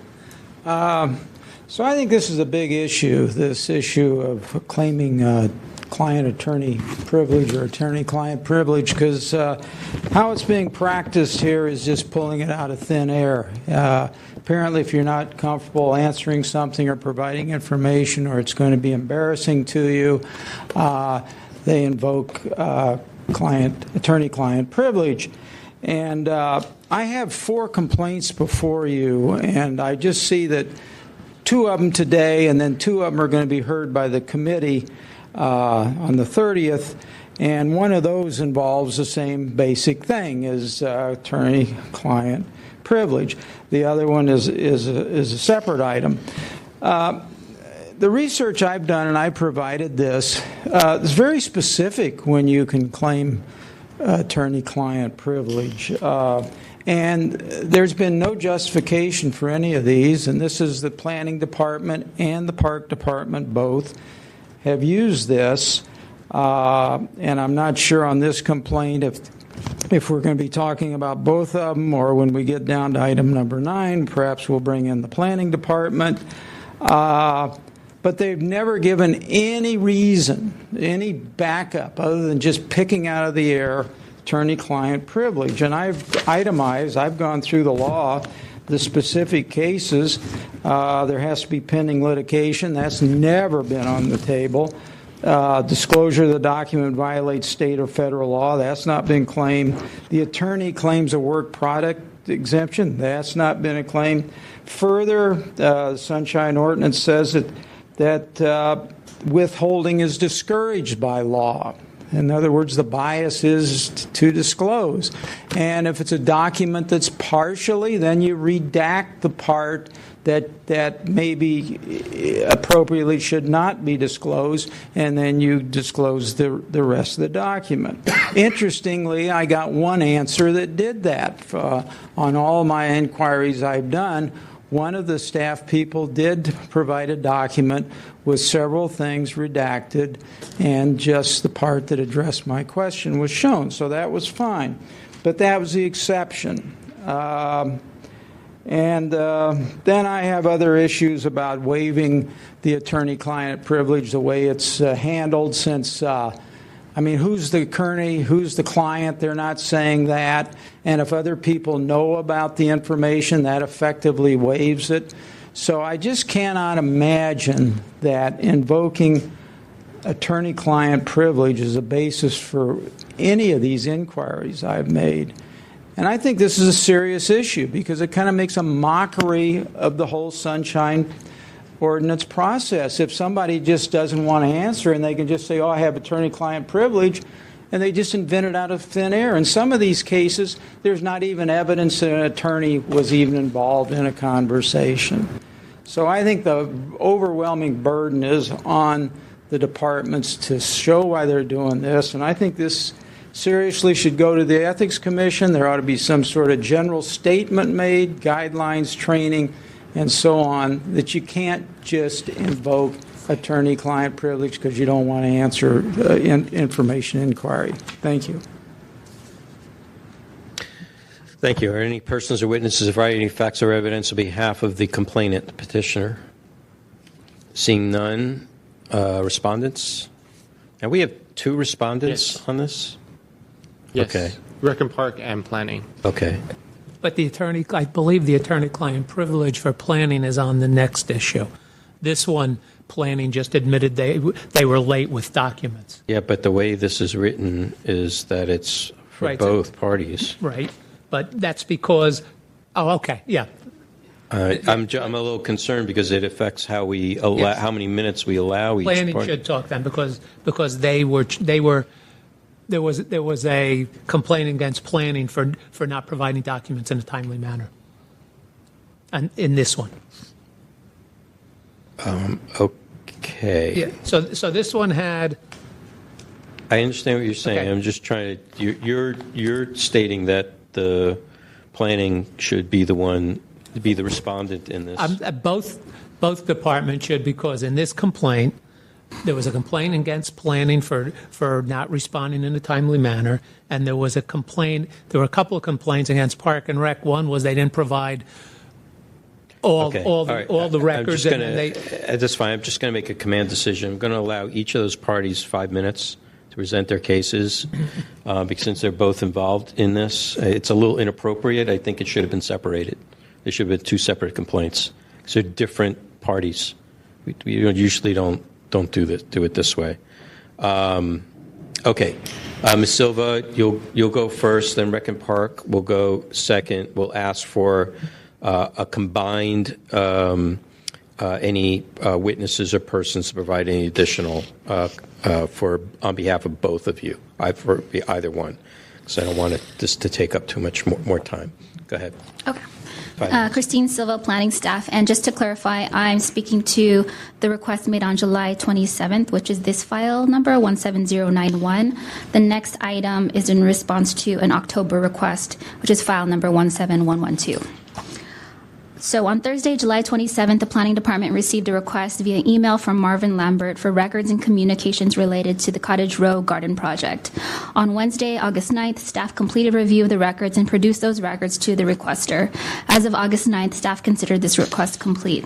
The department acknowledges that we exceeded the 10-day window per Admin Code 67.25 by 2 days, and it was our oversight to not produce the records in a timely manner. At this time, all responsive records have been provided to the requester. Thank you. Rec Park, please state your name for the record.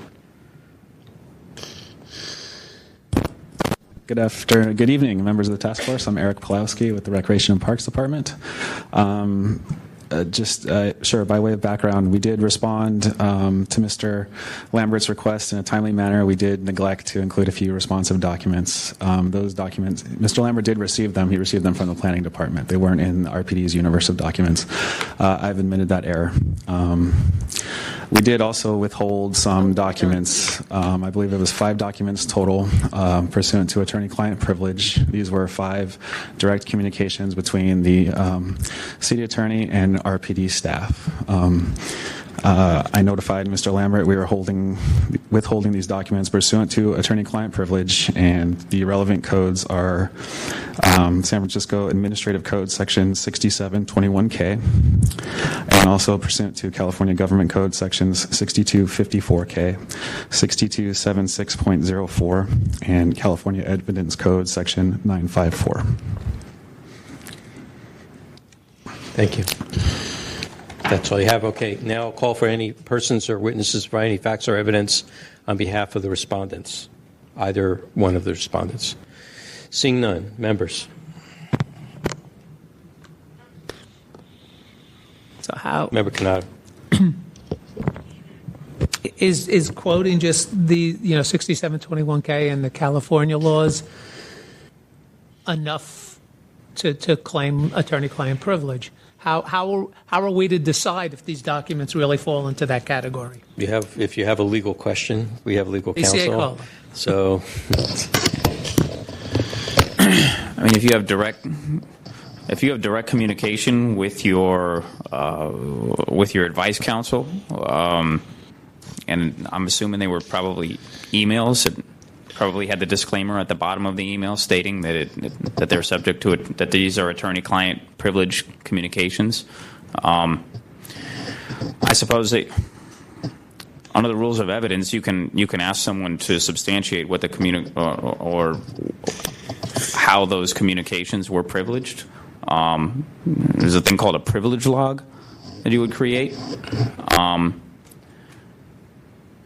I think. Without divulging what the contents of the conversations were, or if there was, you may be able to ask for a little bit more clarification as to how they fell under the privilege. But If he asserted a code section that said they were privileged communications between an attorney and a client, I think that would hold up on its own. Okay, thank you. So I'll just add, we've had a few cases like this where there's those kinds of citations were listed. It could have been, we've also had things that declared Homeland Security issues at the same time, which were somewhat valid because they were, revealing that that particular information could cause some vulnerability. But they were asked specifically, describe the vulnerability. Like, if you didn't have to tell us where it is or what it is, but describe how this is in this way. So I think you can ask very general questions without them being, without them feeling like they have to compromise the details of the information. So, if you wanted to go ahead and ask, go for it. Yeah, sure. Come.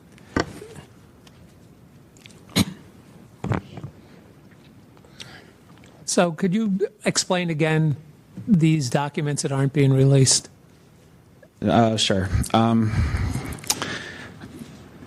Basically, the request was concerning something that our department considers a partnership project, and a partnership project is when a member of the community has an idea for a property. Say, in this case, a member of the community wants to construct a commemorative garden on a parcel.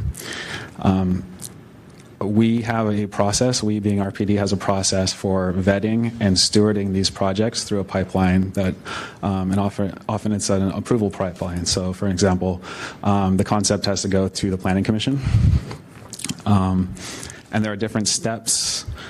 First, it has to be determined whether or not CEQA is required, or if you get an exemption from CEQA, things like that. And once we get the approvals from planning, we put it forward to the commission. The commission determines whether or not the concept can move forward and be constructed. So the documents that we withheld were communications related to CEQA, and the interpretation, the legal advice concerning CEQA can affect the parameters of the project. And in order for us to be, we really are just an independent arbiter of the project. We have a fiduciary responsibility to take this concept before the commission, who have the authority under the charter to decide whether or not it should go forward. And so, in order to be fair to both sides, we didn't share it with either side. We didn't share it with the proponent nor the opponents. And just out of respect for the process, we withheld them. And so these are CEQA documents? No, opinions. Opinions between an attorney and whom? And RPD staff, our partnerships division, and two of our planners. So I have a question. Do you have a particular process in place? Are there any rules or ordinances that governs this particular process? Yes, it was the process that I just described. It's the concept would go to our partnerships division, and they'll vet the project and steward it through the various approval processes. Is there an ordinance that says that you are required to do this in secret, or provide a fair? So the process is quite public and transparent. I mean, the approvals have to go before the Planning Commission. They're agendized and deliberated upon in public. Same thing with the required commission approvals. So I'm not quite clear where the client-attorney privilege is being invoked here. For 5 communications concerning the CEQA project, the CEQA process. And is that a regular practice for all to withhold attorney? Yes. Okay. And is there law or is there rules that are in place to provide for that in the CEQA process when you're just the arbiter?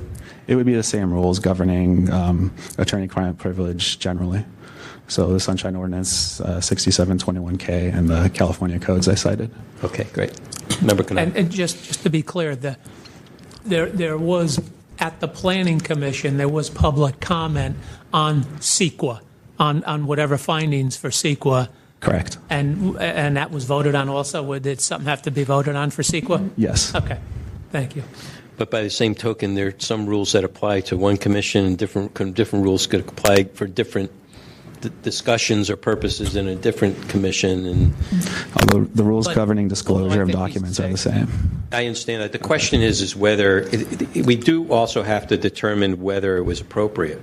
The rules may be there, but the question is does this rise to that level? I understand. That's also one of in our purview too. Okay. Anything else? Okay. Any other questions, members? Okay. Thank you very much. Okay. Let's move to rebuttals. Do any of the respondents have a rebuttal? Mr. Balassi, do you have any rebuttal? Mr. Lambert. Okay. Mr. Lambert. 3 minutes for rebuttal. Yes, I think there's kind of just a misconception here. With all due respect, the attorney just prefaced his comments in terms of collecting evidence, I believe. I don't remember your exact words. But there's no legal case here or even being threatened. So evidence is not an issue. How can that be an issue for withholding information? This CEQA thing is generally, I would consider that a fairly benign process. I don't know how they invented that they just invented that out of clear air. There's no confidentiality associated with CEQA. Now, granted, it's part of state law, and there's nothing in that law that makes it secret. It's a public process.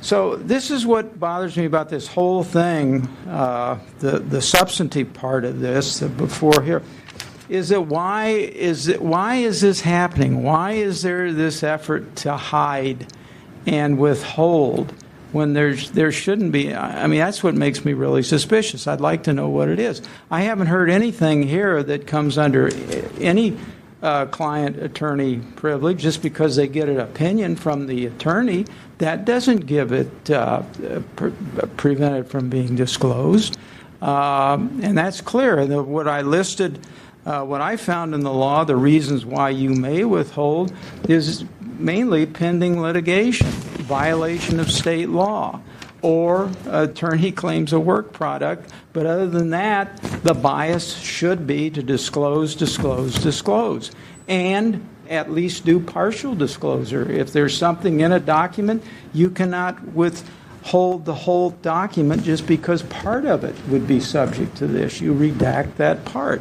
So I don't quite get what I've heard nothing that justifies withholding anything based on client-attorney privilege here. Thank you. Members? Vice Chair Hyland? DCA Cola, given that last statement, any light you can shed on that for us? Which part you need clarification on? Well, I don't know. It just seems to me that, who's attorney, who's the client? Maybe we can lay that out. The attorney is a deputy city attorney assigned to the client, which in this case would be Rec and Park. Okay. Apparently, they had communications regarding their CEQA application. The final CEQA application, which is submitted as a matter of public record, and I'm sure in that process was disclosed at the Planning Commission and is probably publicly available online somewhere right now.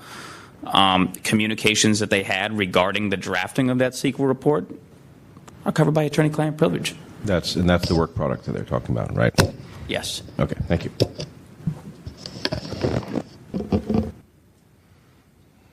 Okay, anything else? Nope. Is there a motion? Yeah, I mean, I'll make a motion to find violations of 6725 for not providing documents in a timely manner, and 6721 for not providing all the documents available. That's Rec and Park. Planning and planning 6725, Rec and Park 6721.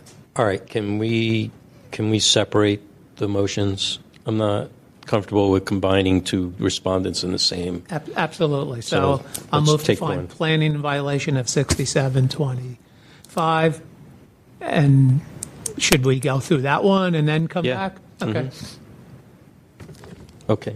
Is there a second? Second. It's moved by Member Kanata, second by Member Hensy.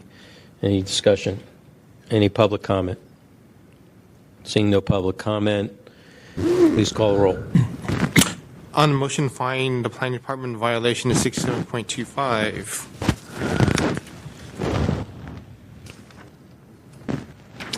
Member Kanata. Aye. Kanata, aye. Member Hensy. Aye. Hensy, aye. Member Moss. Aye. Moss, aye. Member Fisher. Aye. Fisher, aye. Vice Chair Hyland. Aye. Hyland, aye. Member Eldon. Aye. Eldon, aye. Josh Wolf. Absent. Absent. Member Copra, absent.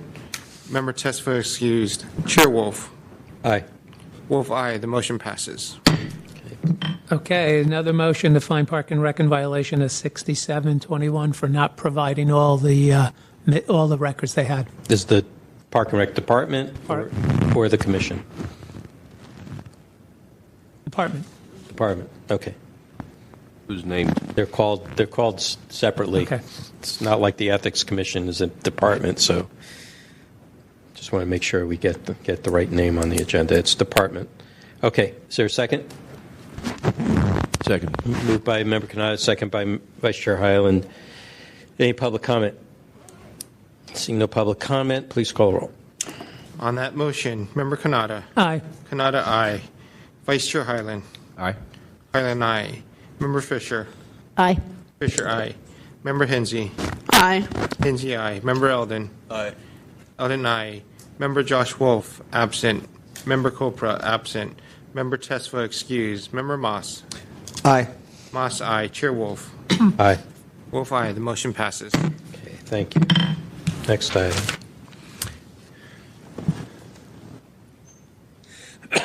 Next on the agenda, item 9, file number 17112, complaint filed by Marvin Lambert against the Planning Department for allegedly violating Administrative Code, Section 67.21, by failing to respond to a public records request in a timely and/or complete manner. Okay, yeah, that came before Compliance and Amendments in November. Very similar issue. This is just against planning. It's an attorney-client privilege issue again, so the committee felt that this should come up to the full task force to determine if the records withheld actually apply for attorney-client privilege. Okay, great. Mr. Lambert, 5 minutes. In deference to how close you are, I'll try to quit screaming also. I apologize for that. So these things kind of run together, all these complaints. And so when we hear from planning, we'll know exactly what they're defending here. But kind of the way this goes is I would do an inquiry for information, then it would come back, and then I'd find out that they withhold information, and then I'd file the complaint. Sometimes, though, I'd have to file the complaint because they didn't answer on time. Sometimes it was stage 2. What I'm really interested in about this one, and we'll hear if this applies to this complaint or if it's the complaint that the committee's going to hear later, but there's something really egregious happened. I was reviewing documentation that I got from the Park Department, and there was something in one of them that somebody said, well, now, is this what Scott advised that we do? And I said, So I wrote and I said, who's Scott? Well, it turns out that Scott is Scott Sanchez, who's the zoning administrator for the city. He's part of the planning department. This I got from reading Park Department documents. And so I got the answer, good, from Park Department. He's the zoning administrator. And I followed up with Scott and said, how could you have possibly interpreted, made the determination you did, and so on. Then I get the letter from planning telling me that disclosure shouldn't have been made, I shouldn't have found out about Scott, and that I should destroy the evidence. And maybe this is not in this complaint where that comes in. But I thought this was egregious, that they said, we handed you this by mistake, you should now destroy what you read, and nowhere was there an attorney mentioned. This was just strictly somebody taking upon themselves, a highly placed person. The zoning administrator has a lot of authority, which probably needs it. and just didn't feel that that they should be dragged into this. I thought that was highly inappropriate, and this was withholding information without even using client-attorney privilege as a justification.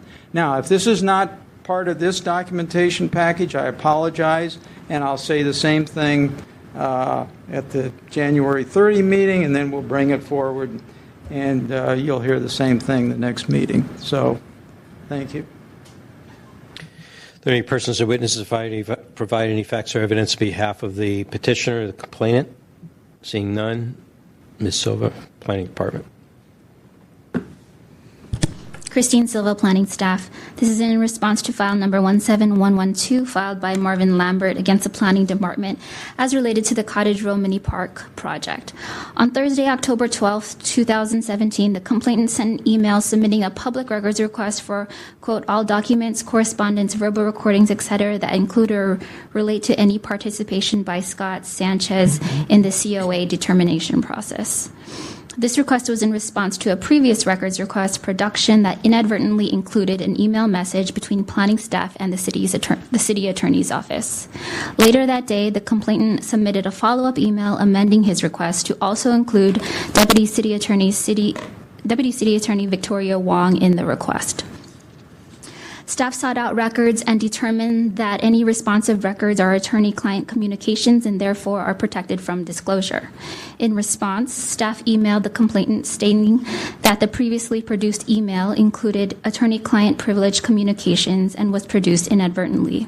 Staff further requested that the complainant destroy all copies of the previous communications and replace those with a PDF that omitted the communications, which was attached as a PDF to the email message. Instead of complying with this request, the complainant improperly retained copies of the privileged communication and attached it to his complaint. Lastly, staff indicated that planning searched for the responsive records and would not be providing records that constituted attorney-client privileged communications or work product pursuant to California Government Codes 6254K and 6276.04, and that no records would be produced in response to the complainant's request. The complainant alleges that planning is in violation of Admin Code 67.21 by failing to respond to a public records request in a timely and complete manner. That is incorrect. With respect to timeliness as set forth in Admin Code 67.21b, planning's response to the complainant occurred on the same day as the request was submitted. As such, the time frame of staff's response was well within the 10-day window. Furthermore, the complainant is mistaken in asserting that planning failed to respond in a complete manner. Staff's email to the requester identified that a search was conducted and also that planning would not be providing records that were protected from disclosure, specifically attorney-client privileged communications or work product, citing California Government Code 6254K and 6276.04. There is no further requirement to justify the withholding beyond stating the exemption. See Haney v. Superior Court 2001, in which a city needs only to state exemption with no privilege log or description required. For the foregoing reasons, we respectfully request that you find us in compliance with Admin Code 67.21 and dismiss the complaint. Thank you. Thank you. Any persons or witnesses provide any facts or evidence on behalf of the Planning Department, the respondent? Seeing none, members? Yeah, Mr. Lambert, I have a question. Member Canada. From your October 12th request where they cited a attorney-client privilege, did you get any documents or from that request? Not when I asked if there was a follow-up to what they withheld based on the attorney-client privilege. I didn't get any more from them. I did get documents from my general request, and they said that things are being withheld. Okay, so they did provide you documents, and when they provided the documents, they told you they were withholding other documents due to attorney-client. But what concerns me now, it sounds like they're making a counterclaim against me for not destroying documents. This is kind of like you get punished for. Am I getting punished for bringing information forward? No, that's well. I mean, I think that's kind of serious. That's an attempt to intimidate me, I think, by the planning department. So I think that should be noted.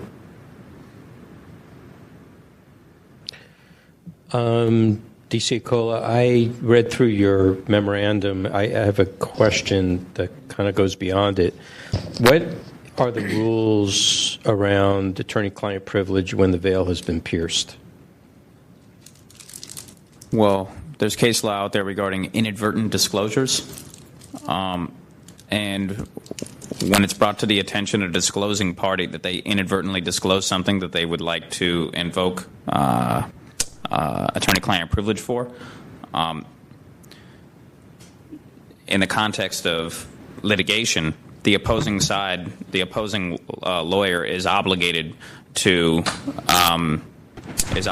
destroy original copies and return any, or destroy all copies and return any originals that had been disclosed. So we're not in a court of law situation here between the requester and the city department. The case law that's out there on this matter is when parties are adverse to one another. I mean, right? How do we know the requester is adverse? He's asking for information. The information. Not litigation adverse. Right. It's not litigation adverse, right? So yes. But he received the information not from the party claiming it. He's received it from somewhere else. He received it from the original information that. Of the, I guess some of the actual person and some information from Rec and Park Department that was applicable to the Planning Department.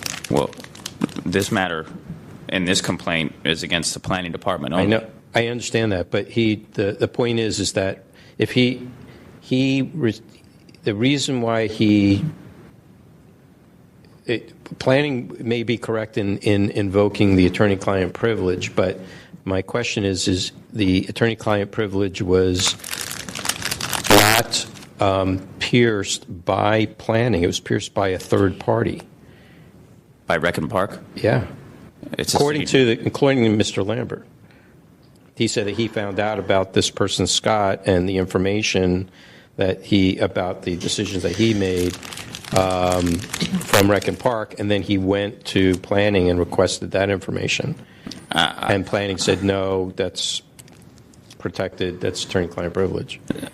So you're alleging that, or the complainant is alleging that the information that was inadvertently disclosed that's subject to attorney-client privilege was provided to him by someone who doesn't have the privilege? Right. So if it was provided pursuant to the previous complaint, where Rec and Park and planning were working in conjunction with one another on CEQA matters, and they're both city departments that both have legal counsel at the city attorney's office, I think it's one and the same. I don't think the issue is worth overcomplicating in that matter. Okay. That's my opinion on it. I have a point of clarification, if I may. I'll recognize you for that. I don't usually do it without being called up to the podium. But go ahead. Our records show that planning inadvertently disclosed the email between planning staff and city attorney, not Rec and Park. I don't have any record of that happening. Okay, I thought it was a previous request. Let me ask Mr. Lambert, because I thought I heard him say, and I wrote down in my notes, that it was Rec and Park that revealed the information. The information, I'm not aware of what information I got from planning that they specifically asked me to destroy. That's not what I'm asking about. How did you first find out about what to ask planning for, that they invoked attorney-client privilege? The information I got was from reading a Park email. And this wasn't a CEQA subject matter, just to correct the facts here. So the nugget that I got was from reading Park documents that revealed that there was a planning individual involved in the decision-making process that I wasn't aware of. I then contacted that person directly, but I don't really know what specific documents planning would have been asking me to destroy. Oh, so there were no documents revealed? They sent me some, partial. Okay. But said we're withholding because of attorney-client privilege. I don't believe they were specific on exactly what it was that they revealed to me. In their interpretation, it was inappropriate.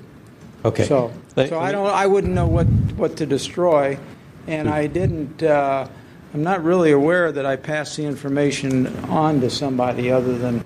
Okay. Let me just ask your complaint to the Sunshine Task Force that you're here for tonight. This particular case, was this regarding attorney-client privilege? Yes, that's it. I think they've made multiple claims of withholding. It's clear they've withheld information based on attorney-client privilege, and they provide no justification other than to quote some general law that says they can do this, but under certain. I get that. I just was asking specifically for the. So I know are we actually focusing on this part or on another part? So I just want to be clear on that. So the only information, just to be clear, so you found out about this person from planning through some communications that you were reading through from the Parks Department. Park Department, yeah. But no specific details. That's correct. And then when you called that person, the response you got from planning was they're invoking attorney-client privilege. Yeah, and I can't really. Just a yes or no question. Pardon? Just a yes or no question. Yes well, or no the answer. sequence of events is what I'm not clear. I did get some planning that they had provided information subject to the client, and I should destroy it. I can't tell you that was a result. Who did you get that information from? I guess from Christine. Okay, you did not get it from Rec and Park. The request to destroy the information. The information itself. The important information I got I got it from Park and Rec.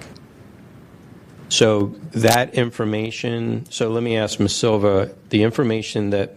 Do you know the information that Mr. Lambert received? Yes. From Rec and Park? No. That he's talking about. I'm trying to ascertain whether I'm just trying to determine where the information was revealed. Our records indicate that we produced the email inadvertently, not that it came from Rec and Park. Okay. I don't have any record that shows that Rec and Park inadvertently disclosed this particular email. Okay, thank you. Through the Chair, I think I heard DCA Cola said this is not adversarial, so in any case, he's not required to do anything about that, is what I understood. So I don't know why we're going down this rabbit hole, I guess. I'm just asking, it's fine, if somebody's invoking attorney-client privilege and the information was revealed by a third party, that, the question, I'm trying to ascertain what's the legality around that. Does that blow the attorney-client privilege at that point or not? Through the chair? Yes. But there's the request on the 12th where some documents were provided and others were not due to attorney-client privilege are not the ones they held with attorney-client privilege.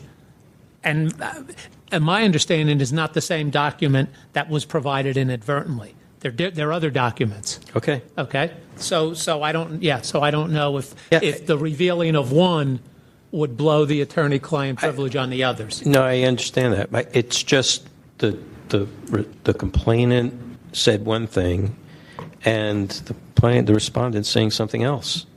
So I'm just trying to get the story straight. Who revealed what where, and I'm hearing from DCA Cola. He's saying because they were working on a joint project together, that it probably doesn't matter because it probably flows through the same project. That could be true. I'm not sure. Don't know enough about the details of this. There could be certain parts. I mean, what planning works on, they work on because Rec and Park cannot work on those items. They don't have authority to work on those items and are required to have planning approve those items. So some items that Rec and Park are working on may be covered under attorney-client privilege, and there may be something completely different that planning department's working on that are also under attorney-client privilege. It could be the same set of information and documents, but each of them have different reasons for invoking it or not invoking it for whatever reason. So that's all I'm trying to ascertain, because if it is protected under attorney-client privilege and they're obligated not to reveal what the details of the information is, how are we supposed to know? Okay. Now, granted, there are some rules that say all they have to do is invoke it. Okay. We're not in any position to see anything in camera. We can't subpoena records. We can't do any of that stuff. So beyond our ability to do any of this, if the complainant wants to take it to court and have a judge look at it in camera, be my guest, right? Through the chair? Yeah. I think the task force is getting a little off what the main point of this complaint was. Regardless of the department that inadvertently disclosed attorney-client privilege information, he made a follow-up request based on that attorney-client privilege information for more information that was then not provided to him on the basis of attorney-client privilege. Okay. So he filed this complaint because he wants that more information. Okay. Okay? So it's not based on the initial, it's based upon the subsequent. Yeah, he did receive information that they made a claim of attorney-client privilege and requested that he destroy that information. Okay. But that's sort of a red herring off to the side. Okay. What the dispute is here now is whether the follow-up information, the follow-up request for additional information that they invoked attorney-client privilege for was if the attorney-client privilege was properly invoked. Okay. Thank you for that clarification. That helps a lot. Okay. Anything else? Just Ms. Silva, same questions I asked Park and Rec. So what are these documents pertaining to that you're claiming attorney-client privilege? These are email communications between planning staff Scott Sanchez and Deputy City Attorney Victoria Wong. Okay. Okay. Ready for rebuttals? Okay. Ms. Silva, do you have any rebuttal? Okay. Mr. Lambert, do you have any rebuttal? 3 minutes for rebuttal. I mean, it sounds like what you said is you're not able to make Sorry, a please say determination. that into the mic. It sounds like you basically saying you're not able to make a determination of whether client-attorney privilege applies. And if that's the case, then this just opens the gate. It violates the whole concept of the Sunshine Ordinance, that somebody can just say, well, no, I'm not going to fulfill this request. I'm going to claim a client-attorney privilege. And it's just a catch-all for non-disclosure. It seems clear to me that I read the law under just specific conditions. There are only specific conditions that you can claim client-attorney privilege, and none of these were met. And I also disagree with the factual basis. Again, all due respect for the attorney, you really don't understand the factual flow of how things happen. But that's kind of neither here nor there. They met none of the tests of being able to claim, according to the law as I read it, other than a general claim that they can do it. And basically that sounds ridiculous, because then they can just claim it any time and just do it any time they're not comfortable answering a request. So that's, if you say you can't determine whether the client-attorney privilege applies or not, then that's where we're left. The barn door's open for them. So I would say to that rebuttal is that could be true, but we're not the law. I mean, as far as a court of law is concerned here. And if there are rules around attorney-client privilege that could be ruled upon in a way that we don't have jurisdiction for, that's something for a higher court to deal with.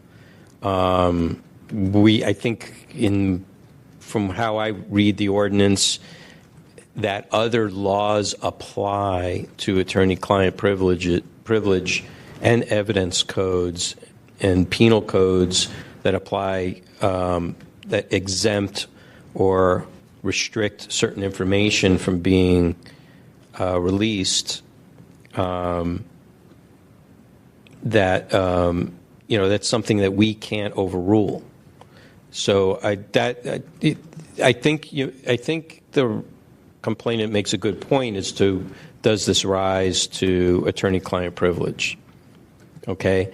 Question is can we make that determination, or should we make that determination? That would be my question to you members.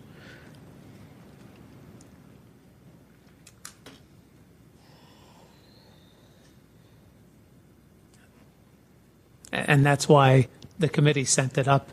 I understand. For those same reasons. Yeah. I understand. I mean, there's a process invoking attorney-client privilege. So there's a process for that. There's laws that protect for that and all of that. There's laws for just invoking exemption, or at least case law for invoking exemption and invoke just stating the statute for it. Okay, that's not our law. Okay, that's a state law. But at the same time, then does the detail of this particular issue rise to the point so that the information is to be withheld? You know, and the question is if they're saying that there are communications between people, then the question is are these communications, do they rise to does the issue rise? And so I'm putting that question to us as to whether it does or not. Use our legal counsel to figure that out, and so we can move this case along. Vice Chair Howland. In the Parks and Recs case, they invoked it. They had a process. Ultimately, the documents that resulted from that became public and are in the public domain. So I'm comfortable with that was a CEQA process. The CEQA that was process. An issue. Right. That was. I'm comfortable with that description and how that worked. It sounds to me a similar process is being followed at planning, and I'm wondering if there's any public documents that are a result of this process they're describing. I think the answer is yes. However, on the other side of the coin is, it is a slippery slope. It's something that we come across in many cases, and I think the complainant is right in stating that, okay, if you're going to invoke that, you need to release part of the document, redacted or otherwise, and I'm not sure if that's happening.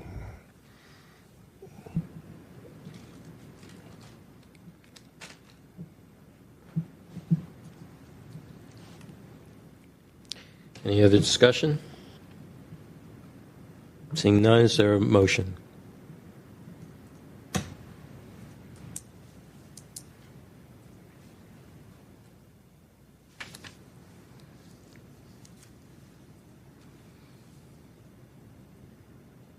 No motion?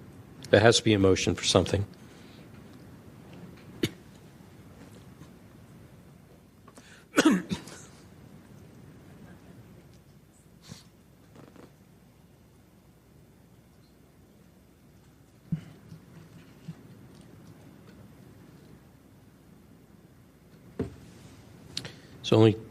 There's only one question. Are we finding a violation or not finding a violation? Obviously didn't find one, but So somebody make a motion. We'll vote on it, and that will be that. We've found that it was important to either find a violation or not find a violation. There were too many questions about not leaving it open. So whether then is the case closed or not. Sure, I'll make a motion. We went through this last year. I'll make a motion not to find a violation for. I forget the. Okay. Moved I'll by Member second. Hensy, second by Member Kanata. Is there any public comment on finding no violation?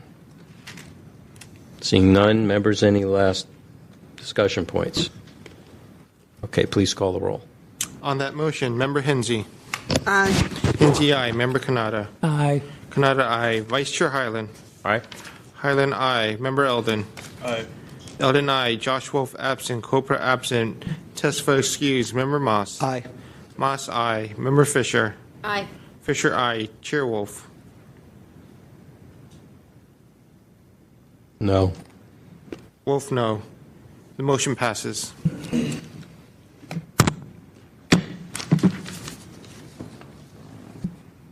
Okay, please call next item.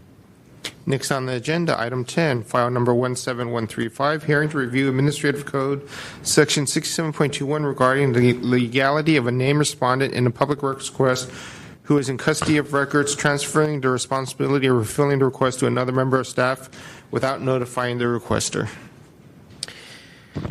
All right, I put this on the agenda because it seemed that in one of our recent meetings we had some disagreement among enough members as to whether a person who is named in a request, a custodian of record, can transfer that whole request to somebody else without notifying the complainant, the original requester. So we have some rules. I mean, 6721 is pretty clear as to, first of all, who is a custodian. It's not an entity per se. It's a person. Every person having custody of any public record. It states in B, 6721B, a custodian of public record shall, as soon as possible within 10 days, comply with the request. So that's the person that the public record that the request was made to. So we've had some cases where the requester had passed on their work, their responsibility to somebody else. And we have provisions for assistance. So if somebody says, I don't have those records, but go talk to that person over there, they have the records, that's appropriate. So there's a chain. There's a chain of responsibility being handed off. But here we have an instance where you now are asked to find in violation or not of a custodian who now somebody else is now standing at the podium that is not in the complaint at all. They're not even named in the complaint. So is that a violation? First of all, let me go back. Let's not discuss whether it's a violation or not. Let's discuss whether it's appropriate or not first. And if that is the case, would that be an automatic violation? But it seems to me most of our cases, as an example, a complaint against John Ram and the planning department. Mm-hmm. John Ram is never here. He sends Ms. Silva. Is that what you're talking about? Where it's right. Well, it's one thing if you say John Ram and the planning department. Okay, it's still responsibility of John Ram to respond, and this body has found many times that when the named respondent doesn't respond, that we found in violation. Okay, so it's that kind of thing. So if somebody comes up here as a representative, that's different. I'm representing John Ram, and here's his statement of response. That's one thing. But when they've wholly transferred that request to somebody else, and now no representative for the original requester, for the custodian, that becomes the rub. So when you're handing off your responsibility on the Sunshine Ordinance to somebody else, because you don't want to do it or it's not, for whatever reason it is, the question is whether that's proper and in compliance with the ordinance. So, DCA call. Through the chair, just to provide a little clarity, I think that this issue was agendized following a recent meeting we had where the MTA was a respondent, and a particular complainant asked for records, email communications from two particular MTA employees, and then the custodian of records for MTA furnished those records. And part of the complainant's complaint was that the two specific MTA employees that he targeted did not actually respond to the complaint, but the custodian of records did. I don't. That was my understanding of it. And that she provided records on behalf of both of those employees. But I wouldn't have. I don't think I would have brought that up because that would just be a representative, on behalf of those folks. What would go beyond that, if they couldn't answer any questions pertaining to it, then they didn't send somebody who was knowledgeable. That's a different situation. I think here it was specifically that the person that was named as the custodian did not appear, and the response didn't come from them directly. Well, that's the issue. Then you're allowing the requester of the records to name who they actually want to service the request, and that defeats the purpose of having custodians of records at particular departments who have their profession. They're hired to respond to those requests. But from a policy standpoint, it allows for targeting of specific employees at departments when other people may have the ability to furnish those records on their behalf. But that's why there are provisions for assisting or being able to point somebody to somebody else that may have those records. That's a little bit of a different nuance. Okay, it's one thing if somebody says, if it's in fact that that somebody has these particular records, and then they basically transfer all that work to somebody else, and that somebody else is now the actual custodian.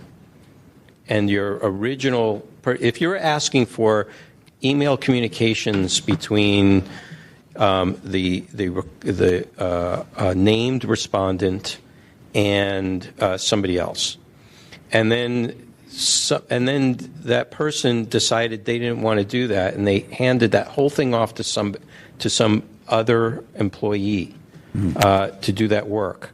But the response wasn't from the person that was named that person may have some specific information that the third party has no knowledge about.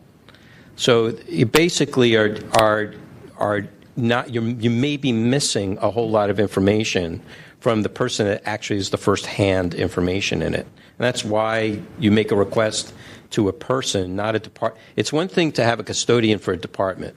So you make a general request to Rec and Park Department. So Mr. Pawlowski, who is here, he's the one that picks that up. It's not specific to any one person. It's to the department. So that's the custodian's job, that particular type of custodian. Okay, but here when we're looking at the ordinance talks about each person, every person having custody of a public record.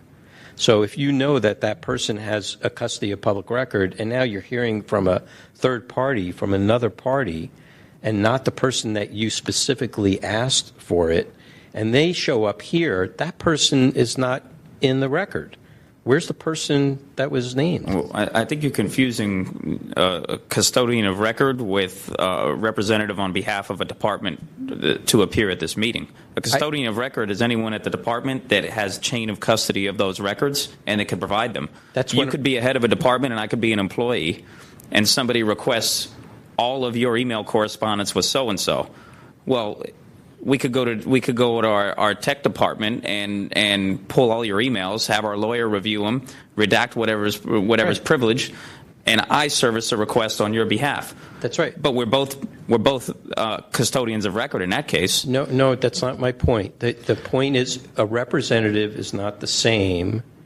I'm not talking about representative. Okay, I agree with that. That's appropriate. My assistant does all the work for me and then presents it on my behalf, but I'm responding to it. Somebody on my behalf is responding to it. When somebody takes their request, hands it to completely somebody else, okay, and doesn't and it now is that original requester is now not involved in it at all. Did not invoke a representative at all. You just have somebody else that just shows up and says, yeah, I'm actually the real custodian for all this. The first person did not follow the proper protocol that's laid out in the very, very specifically, step by step in 6721. It's very specific how that works.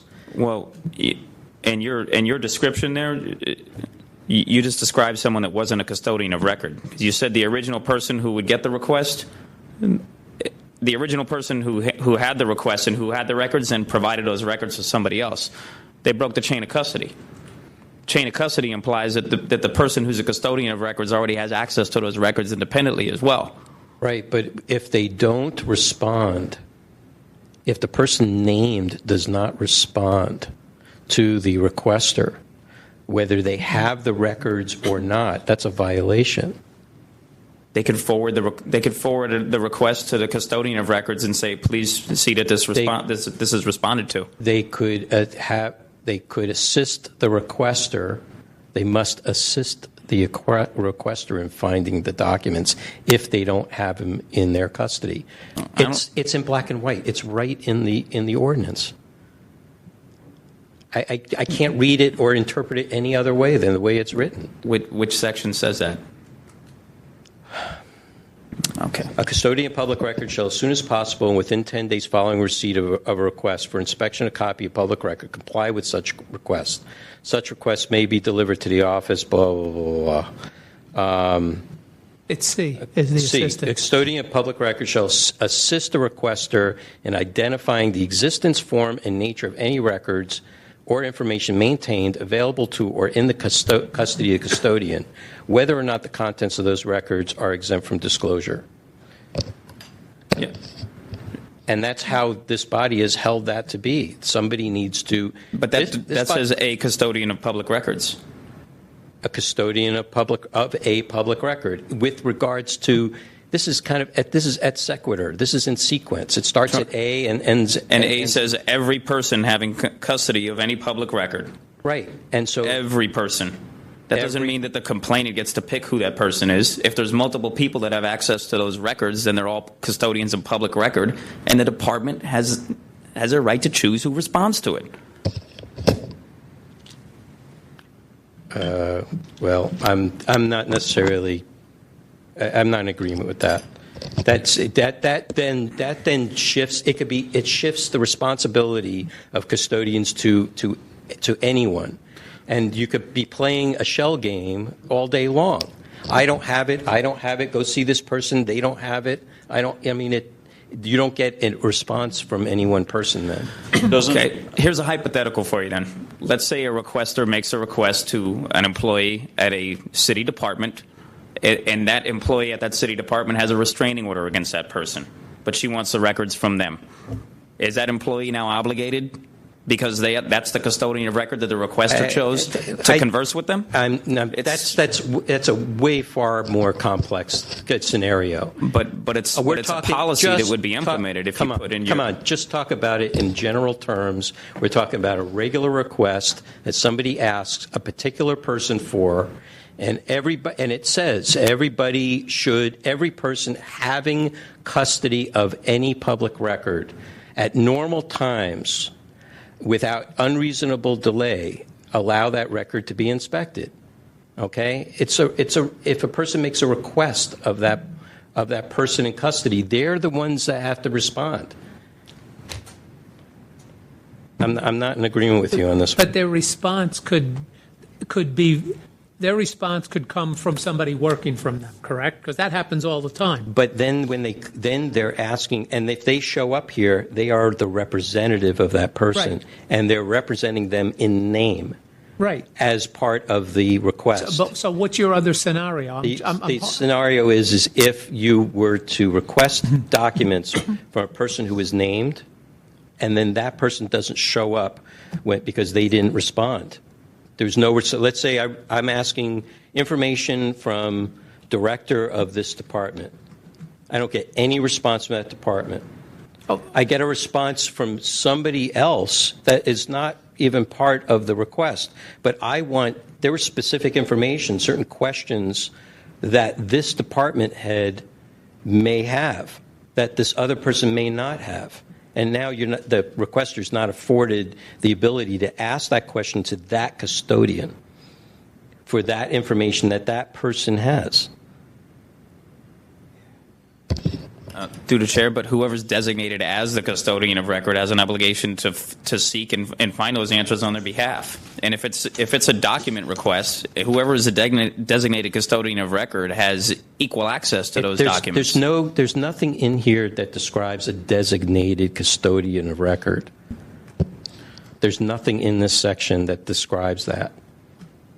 There's nothing in it that says that a requester has the right to determine who responds to the request. Absolutely. Custodian of record shall, as soon as possible, within 10 days, comply with such a request. If you make a request of a custodian, if you make a request of that custodian, the custodian must comply with the request. A custodian. A custodian.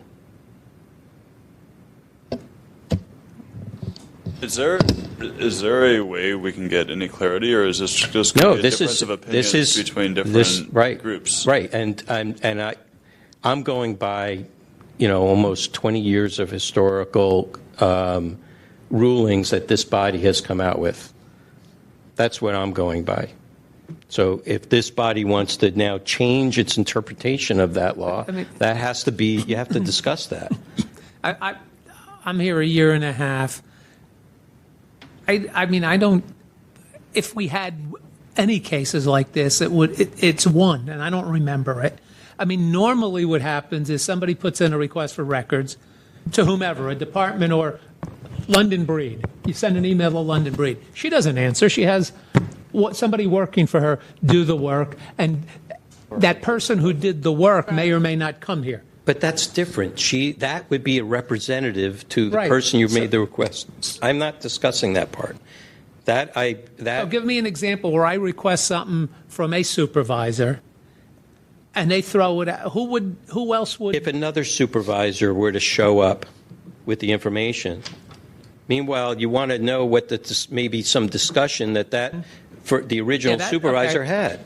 Right, so now you got another supervisor who wasn't privy to that communication. Right, so you want the person you requested. Okay, if the person you requested said, you know what, I didn't have a discussion with that person, I don't know about that, but I think maybe the chair of this other committee did. Go ask them. Well, that's an assistance. Okay, they help them figure out where it could be, where the existence of that information is. So I think this is important because we had a deadlock and a disagreement that kind of went split down the middle of this body as to whether that was appropriate or not. And I'm concerned about that. I don't think it was in the case that you were referring to with MTA. It was something else. It was more. It was that case. Yeah. You think it was? It was, as if I recall, it was a woman had filed a request, the same request, identical request, with 3 employees of MTA, and another employee of MTA who was the public records manager had responded on behalf of the 3 people, and the complainant thought that each of the individual 3 people should have responded separately to that request rather than those 3 people handing it off to the central records manager. Right. Okay. Still, my concern still stands for that particular thing. But I remember in the response, the person who responded mentioned that these were records from these 3 people. So it would seem like that person was acting as a representative in that case. But they didn't. The question is, did they invoke it? Did they actually send? Did they send the person? I mean, the question is should we be hearing from the actual people that are responding to it? If the person doesn't send somebody who's knowledgeable, okay, then you want them to show up. Okay, it was very odd to me that you have 3 employees that had asked for that you had a requester asking from 3 separate employees, and none of the employees showed up. It's a little irregular when it went that kind of way. It's one thing if you asked the whole department, all of SMTA, for the information. That's one thing, and then the public information officer shows up. But even in the cases we heard tonight, that was to a department. So, yeah, it's very appropriate that the PIO showed up to respond to that. Absolutely. Not denying that at all.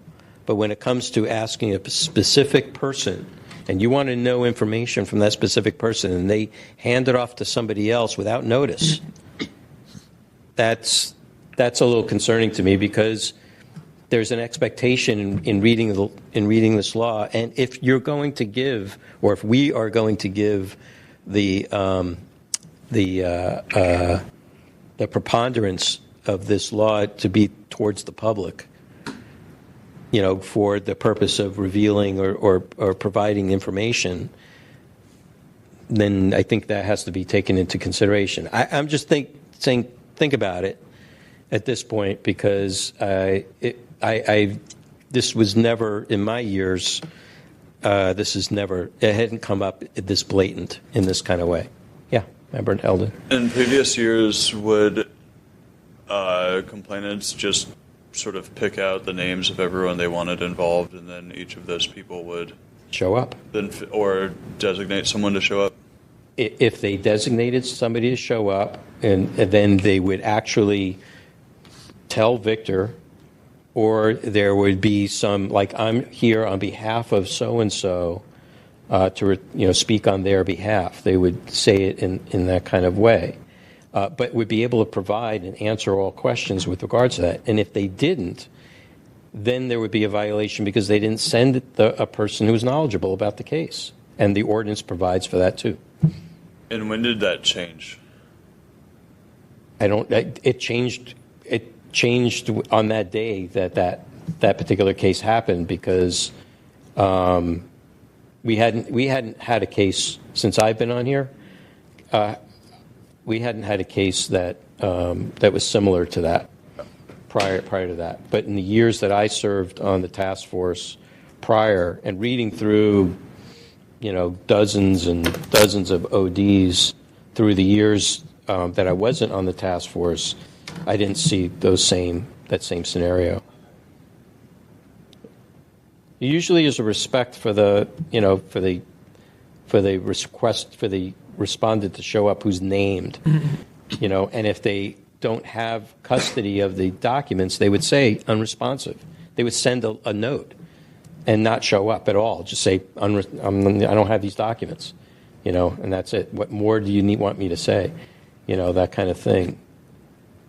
But when it's almost like shirking a responsibility, like you're not wanting to do the work and you hand it off to somebody else and don't follow the ordinance and its rules. And that's what I'm saying. If, either we hold it, to me, it's very clear, step by step. If we're not interested in making people do that, then let's make a decision to do that. Okay? Because somebody's going to come up and say, wait a minute, you're glossing over the ordinance. You're allowing people to get away with something a responsibility that they should be doing. And to be able to deal with that on a case-by-case basis, that doesn't make sense of what we're here for. So I wanted to bring that to everybody's attention, because I was very disturbed by that particular case. So anyway. Any other comments on that? Any public comment on that?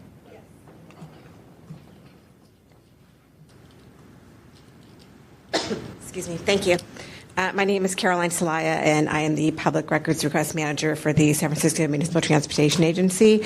And Director Moss is correct that this item did stem from our case that was before you at a previous meeting, where I believe it was Mary Miles made a public records request to 3 individuals in our staff. Want to point out our procedure, and I know that we go heavily rely on what is in the ordinance, and I know that's what you've been citing. I'd like to suggest that perhaps those who wrote the ordinance were unaware where we would be 15, 20 years from the time that was written. I don't know when any amendments have been made to it, but I'd like to point out that SMTA received over 800 public records requests last year, up from 200 of the previous year. So we're getting quite a bit of requests over the years. And our agency, along with a lot of other city departments, has designated one person to respond on behalf of the entire agency. When I respond to each public records request, I state in my very first sentence that I'm responding on behalf of the agency. The reason why we do this is because a lot of these requests can be very simple. They want a copy of their citation, very simple. Others can be very convoluted, and the responsive documents can live within various divisions within our agency. So therefore, it's up to me to ensure that each person is providing responsive documents and going thoroughly through their files. Oftentimes I will catch where maybe they've missed something and I've had to go back and say, but this doesn't really answer the question. And they'll say, well, I read it this way. I'm like, no, what they mean, because I've had the years of experience, this is what they're looking for. And if we need to go back and clarify, we can do so. But there is a reason why this is being done within our agency, and why there is only one person that we've asked to respond. In our in the last year or so, we put together an online database that some people are choosing to use and some aren't. We choose to have this because it provides people can go online and automatically pull down their documents. No paper is involved. We will provide paper if people ask for it. That's fine. It allows us to keep a record of everything that we've provided. So if someone else asks for it, bam, we can go back and get it. If that person says they didn't get it, we can send them a link and say, nope, it is indeed there. Staff is asked within that database to provide documents and upload them there. They can respond back and say, I don't have any. That is our process, and so far it's been working. And I just wanted to provide some context to this item. Thanks. So don't leave. Sure. Since you're here with this example. So I just want to provide a little clarity as to what my point is. My point is not about requests that are made of the whole department in general. That's what it sounds like you presented here. No, staff will sometimes get public records requests directly to them. Our policy and procedures for staff has pointed out and made mandatory that they send it to our SFMTA email address or to me directly so that I can process it and notify the requester that I'm going to be responding on behalf of the agency. Okay. And so staff, if the concern... But you're responding on behalf of the agency, but not on behalf of the requester. It's not enough to say that just because they're staff, that they're wholly now part of the agency. That particular requester has very specific information that the requester wants from that particular person, much in the same way, right? And that's like inspectors or city planners that are working on very specific projects. Right. To have another planner or inspector respond to it would be inappropriate. They wouldn't have the information. Right, and I don't personally have that information, but it's my job to go to that person and say, if a planner says, oh, Caroline, I received this request, it's like, okay, I'll handle it. Let me provide the documents to me that you have in response. Let me know if you know of aware of any other people that might have responsive documents. Right. So that person is indeed responsible, and they are asked to provide responsive documents. But the requester doesn't know where the chain of command is being handed off to. At that point, it's in the ordinance. It speaks to the person who, if they don't have the documents, that the person is requested for, it's their duty to assist the person in finding the documents and pointing them to the right direction. So they have to respond in one way or another. The fact that they hand it off to somebody else and somebody else is responding on their behalf. Maybe I'm being too granular about it, but people have a right to know. They have a right to. The ordinance was written so that they could address specific employees. Every employee has to go through sunshine training every year. Right. Okay, and the purpose is so they know how to process and what they're responsible for. So now we're going to blur the line a little bit and say, okay, well, if the employee gets it, they can just send it off to the general PIO department, and the PIO department will do all the work for me. Okay? That's kind of what I'm saying should not be happening. It doesn't happen.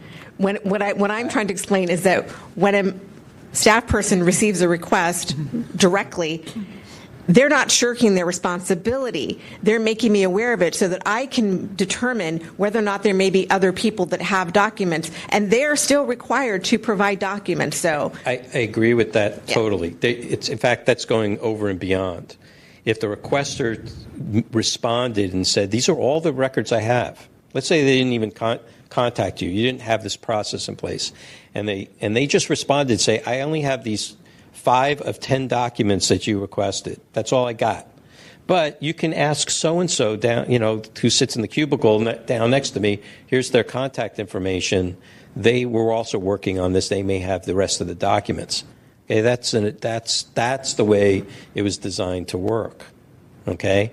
Right, but when we have thousands of employees, internally we've created a process to streamline it and make sure it helps us actually be more thorough, because then it's on me to say who else has got documents and to go around so that person doesn't have to do that. I understand that. Yeah. The point here is the responsibility of the custodian to be in touch with the requester and to say, I can't manage. There's too many people involved in this. I'm now assisting you to this other person who is going to be responsive to you on this issue. So that way what ends up happening is that if a complaint were to come down, it wouldn't be on the original person. If now it's handed on you, and now you, as now being the next person in line, failed to a response of information, then they know who to make the complaint against. Mm-hmm. If the first person didn't say anything, then the complaint comes against them directly. Then they got to show up here and say, I only had this much. I handed it off to somebody else. Well, did you tell somebody? Did you assist them in finding the rest of it? Becomes a very messy situation at that point. That's my only. That's kind of it's kind right, of. I see what you're saying. It could have been avoided if they had just taken 5 seconds and said, Caroline's going to respond on our behalf. But in a lot of ways, what also happens is people say, I don't know about this document. This could be confidential. So they'll contact either the PIO or their legal counsel, get it redacted, whatever. The document will come back to them, and then they will. That's how it usually works. So it's a little. That may have been how it worked when people were only getting 100 a year, but when we're up to 900. I hear you. So the process had to change. I agree with you about the whole online stuff, because we've been screaming for that for a very, very long time. So if people have the ability to self-facilitate and find the documents themselves, and then if there's something else they can't find and then ask for it, okay, that's what we want. That reduces the time factor of staff. Who is it, Member Fisher or Member Eldon? No, go ahead. So is there any difference between what you believe should be the case and what she's saying is currently the setup? Yes. What I'm saying is that whoever the named requester is, that is who whoever the named respondent is, and that is who the requester had originally asked for. And then they don't hear from them at all. Even if the custodian responds on their behalf? If the original respondent does not respond by saying, I'm having somebody else assist me on this. So that person has to initiate it. Right. The custodian saying, hey, because I'm taking over for this person. That's what the law says. The law sounded more vaguely worded to me than that. It says a custodian in the text you were reading. Who is the custodian? The custodian is the one who received the request. Or it's the custodian. DCA Cole is saying it doesn't matter who. Everybody's a custodian, so it doesn't matter who responds. No, that's not the way. That wasn't the intent of the way this was written.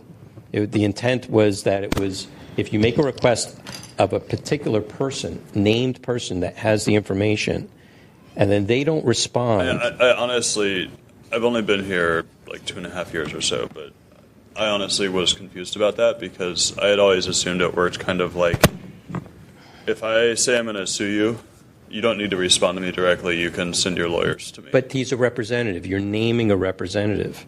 Well, it's that the same person. to me. No, it's not. That person is responding in your name. Well, so are your lawyers. That's what I'm saying. Your lawyer is responding to you in your name. But if they say, I mean, the parallel, They're responding. What she claims, she's responding on behalf of the agency, not on behalf of the custodian. The agency and its employees. is it just a tweak in the language? I am not willing to accept that. It's wholly global in that kind of way. I guess that's not the way this was intended to be written. I guess I'm not really understanding like what the difference is in execution. It's like, well, I would say the agency says for all of our employees, we're going to set up, like, we're going to have this one person to handle the inbound requests, and that you need to be in touch with that person whenever you receive anything, and they're going to work on your behalf, and that's all implied in the entire structure. And then when that custodian responds to the member of the public who has a request, says, hey, I'm responding on behalf of this person in the agency. Is the only thing we're talking about the semantics of, like, are we saying that, like, the individual within the agency as well as the agency? I'm not willing to go down that rabbit hole because we're not reading word for word the ordinance. You're basing it on what may be common sense or logic. Okay, I'm concerned that we make these gray areas, we create gray areas, and that there's lose consistency. And there's so many orders of determination over almost 20 years where there's been a lot of consistency. And I've read then departures from that without explanation. So I'm concerned that you lose the consistency of how the law is interpreted without any explanation for it. And then you lose the integrity of the whole process. So what you want is for I want it to be clear. I want everybody to be clear so that when this should be a very clear process. There should be no splitting hairs or gray areas to fill after all this time. Okay. So the specific thing in this case that you would like to see is that in the example of the MTA, they would not just say, I'm representing the agency, but also I am representing this individual you named. Leave the agency out of it. It's not about the agency. It's about if you ask for a person's personal calendar, their work calendar, that has nothing to do with the agency. As an employee, I beg to differ because it's my calendar as an employee, as a city employee. You're not asking for my personal calendar and what I'm doing after work. I'm just talking about your work calendar. I corrected Exactly. myself. Exactly. Your work calendar is required to be, but that's your work calendar, not as the I'm working agency's. for the agency. I know, but it's not the agency. It's not It's somebody the property else. of the agency. But that's not the point. All public information belongs I think to. it's an important factor. No, it's not, because all information is public information. Exactly. It belongs to the people. Okay, so but if you're asking for somebody who has specific custody of a specific piece of information that nobody else may have, and then you say, I don't want to provide this information, I'm just going to let somebody else go track it down. It's not my belief that that's what the staff person's doing. It's not that they don't want to. It's that they're following the internal procedures and providing it to the custodian to provide to the requester. In your particular case, yes. Okay, there are plenty of other cases where that doesn't That may happen. be, yet it's not come up here before, but okay. It has come up here before, and that's I thought you why said this this hadn't come body up in has 20 found years. people in violation of being unresponsive in this particular section because they didn't show up, or they didn't respond, or they didn't provide, they didn't assist the person in finding the information where it actually does exist. So that's why I'm saying is that if this law is written in step A, step B, step C, or you just go down the list, this is the only section pretty much in the entire ordinance where it gives you step by step on how the information should be released and what happens when it doesn't get released appropriately. So I'm a little concerned that we've gone there's been some gray areas that have been created in our in our holding people responsible for providing this information. And so, this sounds like it's potentially going up against the advice of the city attorney. I don't understand exactly how the MTA, what the basis. This is advice that how I'm interpreting it is the advice that I've gotten from previous city attorneys. So, who's right? Okay, I'm not an attorney, but which attorney am I supposed to listen to? Okay, and that's also why this body has attorneys that are external to city to also help in determining this stuff. My point's just that the root of the issue, as we've seen with other situations, is that it could be that we disagree with the current city attorney and the advice that they're giving to agencies about how the process is supposed to work. That's the implication. I understand that, but we hold certain things to be true in our sense that are not held true by anybody else's. But do we know if we are in conflict with the city attorney on this one, or if it's just every agency sort of making up what the... But the interpretation of the city attorney does not necessarily. We don't have to agree with that. I know. We follow the advice of our legal counsel, who has an ethical firewall from the city attorney. It sounds like there may be agencies getting advice that we don't know about. Right. That may conflict with us. That's right, and we have found them in violation of that. We've done that before. I guess all many I want to know times. is there a document that we could look for? It's called the Sunshine Ordinance. No. Is there a document that we can see the city attorney has put out? Yes, it's called the Good Government Guide. And that's the city's official advisory to city. Do we know if they updated that to be in conflict with us? Because that's what it sounds like may have happened if we have people coming back saying things that are different from how it's worked for years. But the point. Matter. Yeah, but Eric, the point is that if we determine it and we interpret the law to be in a certain way, then that's for us. We don't have to be in compliance with anybody else per se. I totally agree with that. That's not what I'm saying. I'm trying to understand why the conflict exists, and maybe if we can identify, here is the document change. I'm not sure that this was. I don't know. First of all, where people are getting information, because the city attorney is not showing up here to defend it, right? So it's the respondents that are coming up here to defend it. So how are we? The thing is if we determine it to be in violation of the ordinance, if they don't agree with that, they can ask for reconsideration or go one step higher and go to court and have a court determine that. And if there then is case law that says we were wrong, then okay. Well, I'm just trying to track down where city agencies have deviated from how things have worked here. Right. I'm trying to say I'm looking for the evidence. I'm not making. I read the ODs going back to 1999. And see where and you will see patterns. This is why I've been trying to get a database of all the ODs so you can do an ample search and everybody can stay consistent. And if they say, oh, you know what, this particular case deviates from that for these reasons, and then you could be very specific on it. Otherwise, we end up glossing over a lot of detail that is very pertinent. And that's not good for the public or for the staff, because they want to have consistency. They want to be able to do it the same way every time and not have to show up here. Now, granted, showing up here is a huge fraction, small fraction of all the sunshine requests that are requested on a daily basis annually. Okay.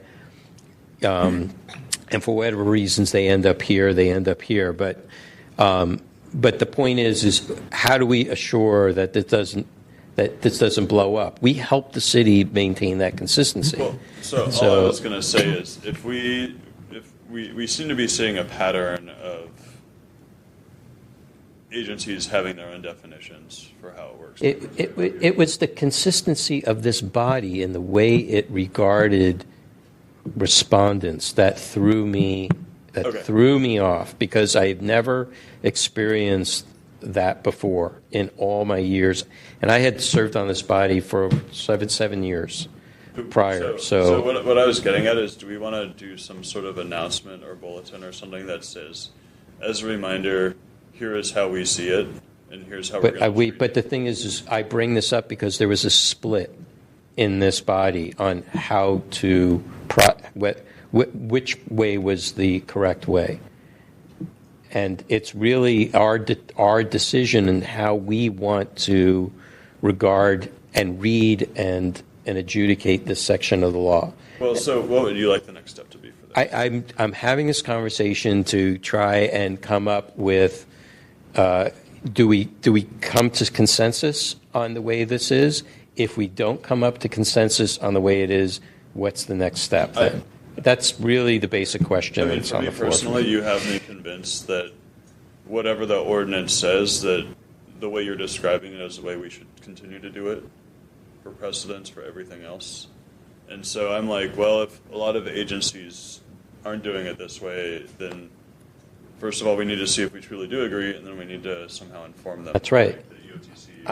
I would just hate for it to be like it happened on this case, but it didn't happen on that case, and it didn't happen on this case, or something completely different happened on another case. It doesn't provide any integrity for this body. So I'm not debating the whys. I'm debating the process. So just so I understand this, in the MTA case, we should have expected all three people that were asked for records to email the requester and say that the person who handles these will be getting back to you. Yes. Okay. Yeah, I'm going to remain in disagreement on this. So I just wanted to clarify it. I don't know. Yeah. I stand by my original position, and I believe that member Tesfaye also had a similar position. Mm-hmm. She's not here to speak for herself, but I will maintain my position on this. Can you remind me why you don't like it? So for a couple reasons, there definitely is a language gap between the California Public Records Act and the Sunshine Ordinance, in which the Sunshine Ordinance refers to people, where the California Public Records Act refers to agencies. I believe it is better to allow departments to figure out ways to handle a stream of requests and to manage those requests in order to get people their records more quickly and to comply with the California Public Records Act, in that if I file a request with a particular individual and that person is not sitting on my records, like they don't personally have it on their computer, the agency is still obligated to give me the records I asked for. And it's not necessarily like the Sunshine Ordinance kind of says, well, your person is supposed to go find somebody else who might have it. But no, it's still the request that the agency is still responsible for it, even though there's this strange person language in the Sunshine Ordinance. That's just kind of my feeling on it. I really feel like we need to be able to hold the agency accountable for it. And certainly, if you file a request with an individual person and you get no response, that's a violation. If you get a response from a different person in the agency saying, we're going to give you all the records you asked for, including the records that were in possession of the person you requested, that's fine. There's no, the only violation if the person gets the records is we're saying, well, because that individual person didn't handle it and a representative or the public records manager didn't. I just don't feel like we should be in a position that if I get pulled over for a police officer, I can have 400 IDRs sitting on my dash and be like, are you going to give me a ticket? Here you go. Now you personally have to handle these 400 records records requests I've handled you. No, that officer should be able to take that and hand it over to the public records. But that's not what I'm saying at all. Well, but the case we were looking at was the identical request for all agency records handed to three different individual people, and so that's where we came up. Is that one central person handled the identical request for three people? That wasn't for necessarily limited to records on their computer. It was records for the whole department. And I just don't see that we can say that each of those people needs to process the entire request on their own. They can just hand it to the person who can handle it. Hold on. All I think that the chair is saying is that each of those three people needs to say, "Here's a person responding on my behalf." That's it. That's like it's like a formality. I don't want but what is the restriction on somebody's like right to records if they get the records in a timely fashion? They get exactly the records and nothing was withheld. So his point was to do a shell game where you pass everyone. Well, then that ends up being a violation for the individuals if your records are delayed in release or you don't get them. If you get your records on time. So then all the other responsibility parts don't matter. I mean, if you have a process within your department to make sure people get their records within the constraints of the Public Records Act and the Sunshine Ordinance, and your records are produced, then that's fine. So then all these other steps that the ordinance has in it means nothing. I don't read these steps the same way you do, and I'm actually looking at the California Public Records Act, but that's which if you follow these steps the way that you're describing them, the person's going to end up violating the Public Records Act. And so we can't have a position where somebody is following the Sunshine Ordinance and violating the Public Records Act, or obeying the Public Records Act and violating the Sunshine Ordinance. But the Public Records Act is the floor. For the ordinance. But the ordinance can I finish my point? The ordinance can enhance and make for either more efficiency or more expediency. Right, but it doesn't. What you're describing is a process that impedes access to public records rather than enhancing it. If you're saying that the person has to handle it literally and say, I'm only going to process the records that are in my custody rather than honoring the request for the entire department. I mean, that is I have not thought about this as much as you guys, but what it seems like is that the way the Sunshine Task Force has done this is that they want the person who gets named to say, I am officially handing this off to so-and-so. I don't see that required under the Sunshine Ordinance. How is that different than a person saying, I'm responding for all of these people, the name? It's a formality where it's a different person saying it. Dave, I understand. I see you. Just give me my point. Dave, I hear what your point is saying. If a person it's better for the person to get the full complement of information than getting part of it. Okay? But the problem that has come up time and time again over the years is that when they ask the full agency for the information, they don't get everything because there is one or two or three specific people that have specific information that a general public information officer would not even know about it because they're not involved in that particular issue. So the point of the framers to create it in this way, to bring it down to the personal level, was so that they could actually speak to the person that's working on that particular issue and get the information that they have in their possession. Right, but under the speaking portion of the Sunshine Ordinance, it says you can delegate it. So it's not even like we're talking about the request for oral public information, because that actually does allow you to delegate it. What I'm saying, though, is that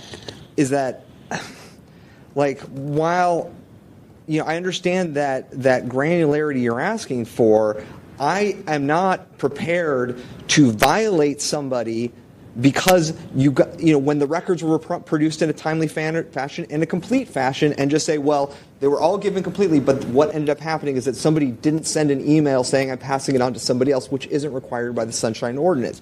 If there is a problem where we have somebody in here where a record hasn't been produced or it hasn't produced timely, then we can look at that individual level issue. But if everything else is complied with, I don't think we should be having hearings or violating people when they got their records. But you're going from all to none. Okay, there's a lot of middle ground in there. If an agency produced a whole bunch of papers in response to a request, and then a person 30 days later finds that there's other documents that were not produced, and then it's outside of our ability for them to bring a reconsideration to us at that point. Well, that's a flaw in our reconsideration process. Not necessarily. If they had their legal power to go to court. If the person was asked that had the document specifically, and they said, "Hey, I had these documents all along. Nobody asked for them." If they responded directly to the requester they would have gotten the documents that they wanted at that point. Not necessarily, but I mean, if there's a violation, then we can violate it. But I do not want to violate. I mean, the case we had before, so we were discussing, there was no allegation that records, like there was no, weren't able to find that records weren't produced. We weren't able to find that records weren't produced in a timely fashion. The only thing that we were discussing at that point is, did these 3 individual people come back and give the same response that the manager gave? And like, I don't see that as us saying like, oh, well, every agency, we're going to make every police officer handle every email like thing individually, or every, janitor is going to have to handle it. I mean, that they can't bump it up to the person who has the resources, the training, the digital discovery software, the connections with all the IT professionals, that have each individual person handle it separately, because the department has spent more time coming up with a better system that gets people access. But this is the pitfall, because the pitfall is even after that information is handed off to a third party to manage it for them, they show up here and then they can't answer any of the specific information. Then we go to that section. But if there's no violation, like if people have not been denied access to records, I don't think we should be like litigating it beyond that. Like it's if there's no harm because somebody got their records on time, and the harm is the person didn't get an email directly back from the other person saying, "Sorry, I wasn't here right now." Like it's dumb. It's just like if somebody got their records, they got their records in the timely process. But the person who's responsible to do it didn't do it. I mean, if the person passed it on to their manager because that's what internal policy is, then that's fine. Frankly, I don't interpret this law, this particular section, in the same way. I think that there would need to be an amendment to make that so. I mean, I'm just looking at if you look at the California Public Records Act. But I'm not, because it's not, that's the floor. That it's not but where the this way is your at. interpretation is not actually promoting better transparency. It has nothing promoting worse transparency. It's not a matter. I'm not discuss. You're discussing that point. I am not discussing that point. I mean, I know it says every person, but the California Public Records Act is still talking about agencies and the responsibility of the departments, whereas the Sunshine Ordinance has this a custodian of public records, a person who has custody. But that's the law. That's not a guideline. No, it's saying a custodian of public records shall. It doesn't say the custodian of public records who you email directly has to do this. It says a custodian of public record, and it does say every person who has it has to let you in during reasonable hours to look at the document, but that can be the person who is sitting at the front desk. That could be the person who's holding the records. I'm just not reading it the same way as you, and I think we need to find a way that it works with the Public Records Act in the sense that an agency can be sued over it because they didn't respond with a complete response to a Public Records Act, because a singular person's complete response is going to be different than the department's complete response. Theoretically, a department's complete response should include everything that the individual had. If you only are going to limit the individual, they're not going to have everything. I disagree with that. It doesn't happen that way. That's not the reality. I mean, the way we've sat in here is we've had people who've filed requests with every single librarian that they can find, and it's always the same person responding, or every single person at the Arts Commission that they can find. And we haven't violated these people in any of the time I've been here because they didn't respond directly to it, because they passed it on to Kate Patterson or whoever else. And Kate Patterson has handled the public records. Those people, Kate Patterson is the one who's named. Not always. Howard Lazar is frequently named in these requests. And Howard Lazar, you read the ODs going back before 2012, and you see how many violations against Howard Lazar there are for not showing up. Through the chair, you're conflating the issue of appearing in response to a complaint and duty to respond to a public records request. Those are two different things. Regardless of someone who's named in the complaint shows up or not, if they're named in the complaint, we still hold them to that standard. And for what it's worth, I've been counsel here for 5 years now, and this isn't the standard we've been holding any agency to in that duration. Well, okay. Like I said, in the 7 years I served on it prior, that is complete. It was different. So, like I said, something's changed, and this is where it came up for me. So, not being super deep on this issue, but trying to listen carefully to all sides, it seems like there are some pros and cons to each approach. And I think, like, we all have the same goals here. What the problem with your approach seems to be that it, if nothing else, requires an extra step where the respondent has to send out a formal email or some sort of communication with the complainant or the requesters that says, I'm formally handing this off to this other person, they're going to respond. So it creates some extra paperwork that way, potentially. But the problem with you is that it's like, it does create the ability for, like, if there are individuals who have things that the agency doesn't know about, then they might not surface those things. And it just seems like both approaches have some flaws to them, which is like sort of the nature of humanity and governance. But if the response is, if the request was made for 3 people, and the response came back and said, this is what the department has, that's debatable on, does it contain everything those people have? But if the response comes back and says, this is everything you requested from these 3 people. Well, they each have loopholes. That's my point. Each approach has No, but the 3. I'm not saying the 3 people individually have to send me the request or an email saying, "Hey, I've handed this off." If the response comes back from a centralized person, and that response says, "These are the records you requested from Joe, Sally, and Mike," I'm fine with that.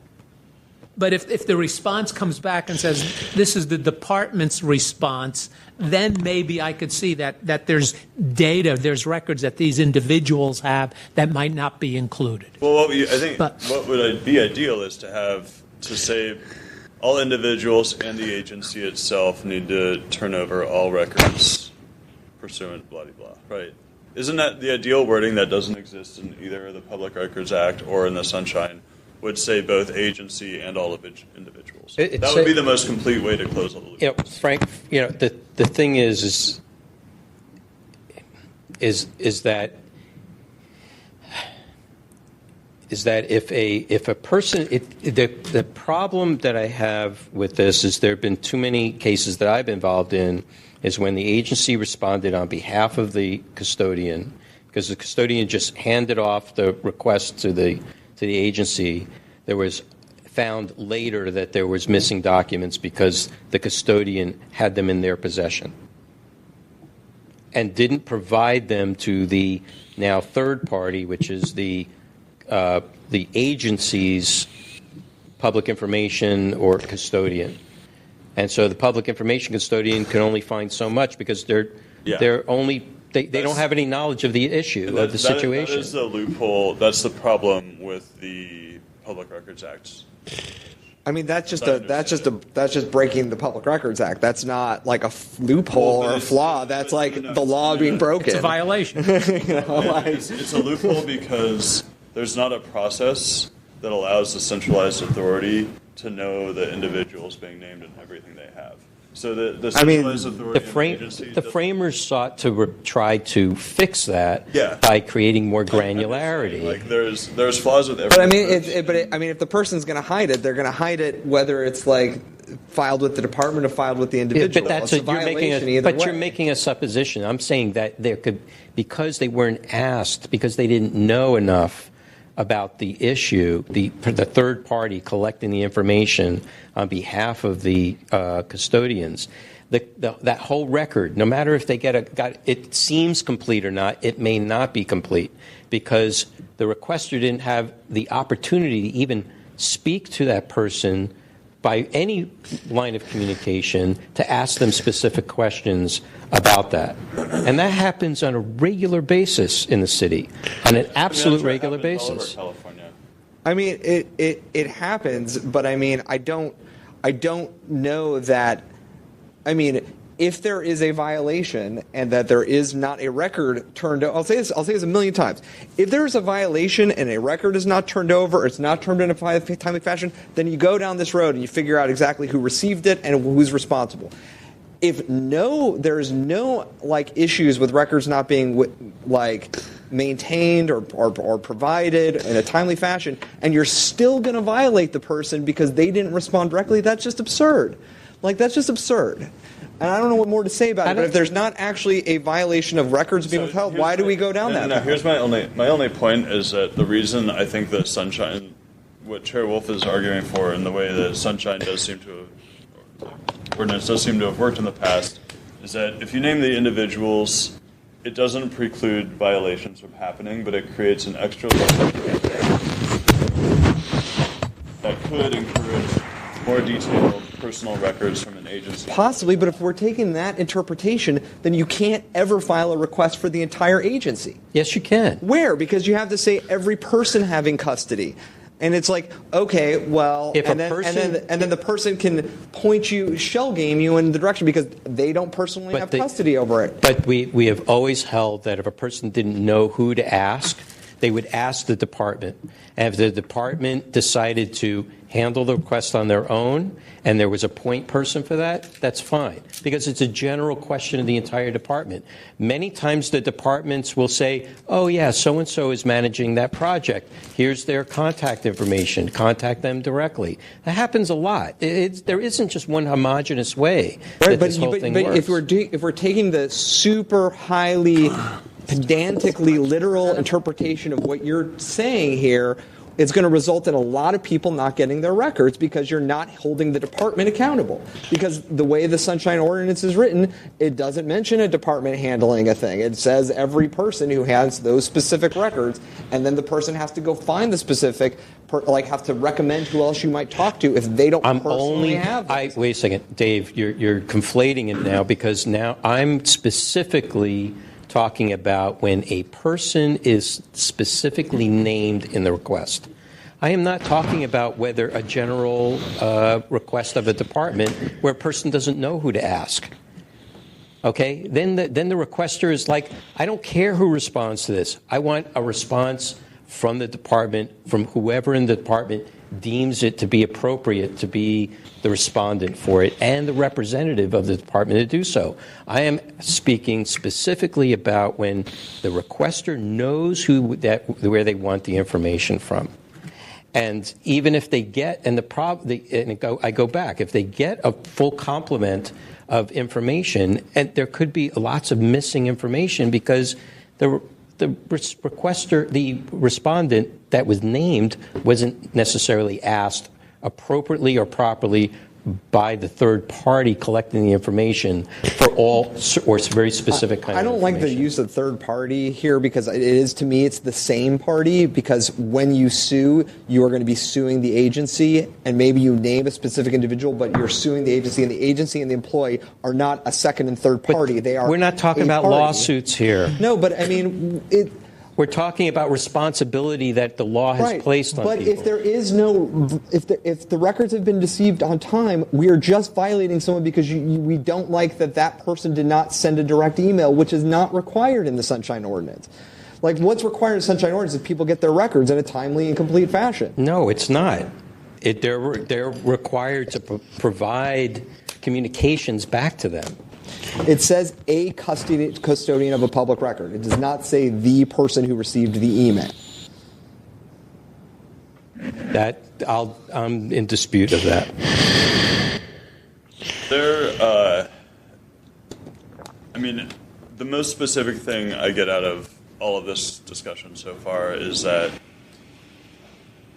we might want to reiterate to the agencies that individuals who are named requests need to respond directly, even if it's saying.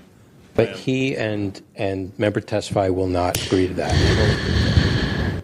And that's why I'm having this conversation, because we're not on the same page in the interpretation. And that's important. That is absolutely important. That's all I'm saying. I agree. It's a good discussion. I'm glad we're having it. I honestly, both approaches have big enough loopholes where it's hard for me to get excited. I don't want to end up in an hour's discussion while we're sitting on a case having this debate. That's what happened the last time, and we cannot continue to do that. The task force has done that many, many times when you have certain members have a completely different interpretation of the law in the way they see it. It speaks to them. And if there's no like case law or other rulings or other documents that can bring light or corroboration to it, it makes it then very difficult. This is one of the few people's laws where the people are in control of the law, okay, in that kind of way. So, that's why we get comments and derogatory statements from like the Ethics Commission in the newspaper about us because there are these gray areas, and because it's either out of expediency to make things work right in the city versus the way the law is written, and maybe the law is written badly, or maybe it's written correctly and that's the way it was meant to be implemented. But there has to be some agreement, even if you disagree with the way the law is written, but that's the law. That's the law. If you don't like it, then we change it. So, that's kind of the way that goes. The point is if we gloss over something because we think that, well, in the end, they got everything they want, but the process, the means to get to the end was not followed correctly, okay? Then we're taken to task on that. Now we end up with bad press because we're now not following the law. We're just looking at the end, Is that good? And that's my question. Do we want to go down that road in that way? Because this is just the canary in the coal mine for me. I wouldn't have brought this up if I didn't think it was an important factor. To me, it's a canary. I mean, I've never heard, because I've never, in the years that I had been on the task force and all the ODs that I've read regarding this, I've not seen it gone in this kind of way. That's the only thing. I mean, if I can provide my personal interpretation. That's fine. Go ahead. Hopefully not hit the hour mark. I think the Ethics Commission had a variety of motivations for whatever they had to say about us that we can speculate on pretty easily. Multi-headed Hydra. And I think two of the Hydra are very experienced at the state or federal level with Public Records Acts, and they're bringing what I view as probably a more current interpretation of how these rules work in other places to bear here. There's been a lot of laws made around transparency since the Sunshine Ordinance was passed, and a lot of amendments, and it's become a national thing. San Francisco is a leader, but at the state and federal level, things have moved a lot faster than any amendments to the Sunshine Ordinance have.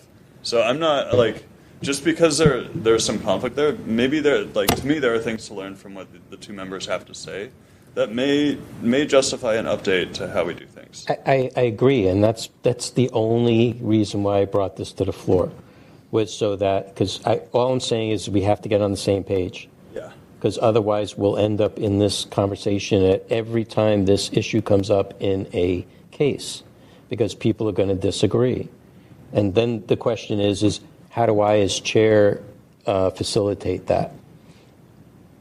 So if I take my personal opinions about it out of the picture, and there is disagreement among the rest of you folks, how do I facilitate that? Well, and I want to make sure that everybody agrees to how we adjudicate these particular types of cases, so that way, when it comes up, it's easy for everybody to say, okay, we've done this before. We all agree that it's this way. Whether the details speak to that or not, we still agree the law is meant to be interpreted in this particular kind of way. And that's what I'm bringing up here. I guess I feel like there are clear differences between the Sunshine Ordinance and the Public Records Act. And we're deriving our differences of opinion from those documents. So we need to find a way to reconcile those. Hopefully that doesn't require a ballot measure. And it seems to me that if we can find a wording that says something like I do share the concerns of the other two members that having this extra step where all individuals need to personally respond to the requester as part of the official process, does seem somewhat burdensome. But is it any more burdensome than if they didn't have the records and they were assisting? They called or contacted the requester and say, "Go talk to this person instead." Is it any more burdensome You're than saying that? either way they're going to say that if that's the case. Yeah. They say, I don't have the time to do this. I'm going to have Ms. Celaya do it for me. She will be your point person on this Versus issue now. Ms. Celaya coming in and saying, I am representing this person, finding your records for you. It could be that way too. Okay? The problem is if Ms. Celaya shows up, and forgive me for using you as an example, but if she shows up and we start asking questions about this particular issue, and she's like, I don't know anything about it. I just collected the information on it. There's a responsibility in the ordinance for that representative who has knowledge of the situation to be sent so that can be answered. Right, but that's a different, to me, that's a different issue because there is something in the ordinance that says you're supposed to send a knowledgeable person. And regardless, if you requested information for one person and that person shows up and then the questioning gets into areas that person doesn't know. Right, but if that person who was named showed up, so it's a little different, okay, that issue. But if the person who was named provided the information on their own, okay, it has a much different effect than if they had assigned it to somebody else. I don't know. I mean, if the responsibility of a custodian, right? Because the ordinance uses a custodian, right? All over the place. A custodian of public records has these responsibilities. Mm-hmm. So if a custodian is getting the records from the person who the records were requested from, mm-hmm. in today's world, this stuff is all electronic. So they're going to go to the databases where these records are kept, and they're going to pull the records. But that's only very recently in a lot of cases. So it's, that, and that's what we've been trying to advocate for, right? So. But, yeah, I mean, I don't see a difference as long as there's a chain of command was used, as long as there's a chain of command, whether the person requested for the records that I make a request of sends me an email saying Ms. Celaya is going to do it, or Ms. Celaya sends me an email saying I'm handling this for so-and-so. I don't see a difference in that. Fine. The issue that has come up in my experience is that when somebody is made who has actual information, direct information about the issue that is being requested about, and then hands that off to a central person that handles this for their entire department. That person doesn't have any knowledge of the information, so they don't even know whether they're getting all the information or not. Okay? And then there's no ability for the requester to then ask questions directly to the person who they originally requested it to, because now the whole caboodle's been handed off to a person who handles the general request. And essentially there are two custodians. One is the person themselves that has the information. The other is the department when there's no named person. That's a given, because that's the floor of the Public Records Act, is that it's the agency. When there is a person that is known, the Sunshine Ordinance creates that enhancement to allow a requester to address it directly to a named person. That's why the framers wrote it this way. So my concern is I'm concerned about how to facilitate it. Whether I agree or disagree with it, I think this particular issue will come up again, and there will be some point in there that somebody's going to say, oh, wait a minute, that person, they really had all that information. They should have been the one that responded and not the PIO at that point. Either way, issues are going to come up because... But we have the opportunity to address them, to have a discussion, to come up with a agreed or consensus on how it would be interpreted, so that way it doesn't look like we're reinventing the wheel every single time those issues come up. To me, I would be, based on everything I've heard, I would personally be comfortable with a custodian of records responding. Okay, somebody requests a record, the agency gets it, the individual in the agency gets it, that individual passes it to a custodian of records in the agency then sends a first email to the requester saying, I was forwarded your email from so-and-so, maybe they're CC'd on the email so you can see that they're all connected. Okay.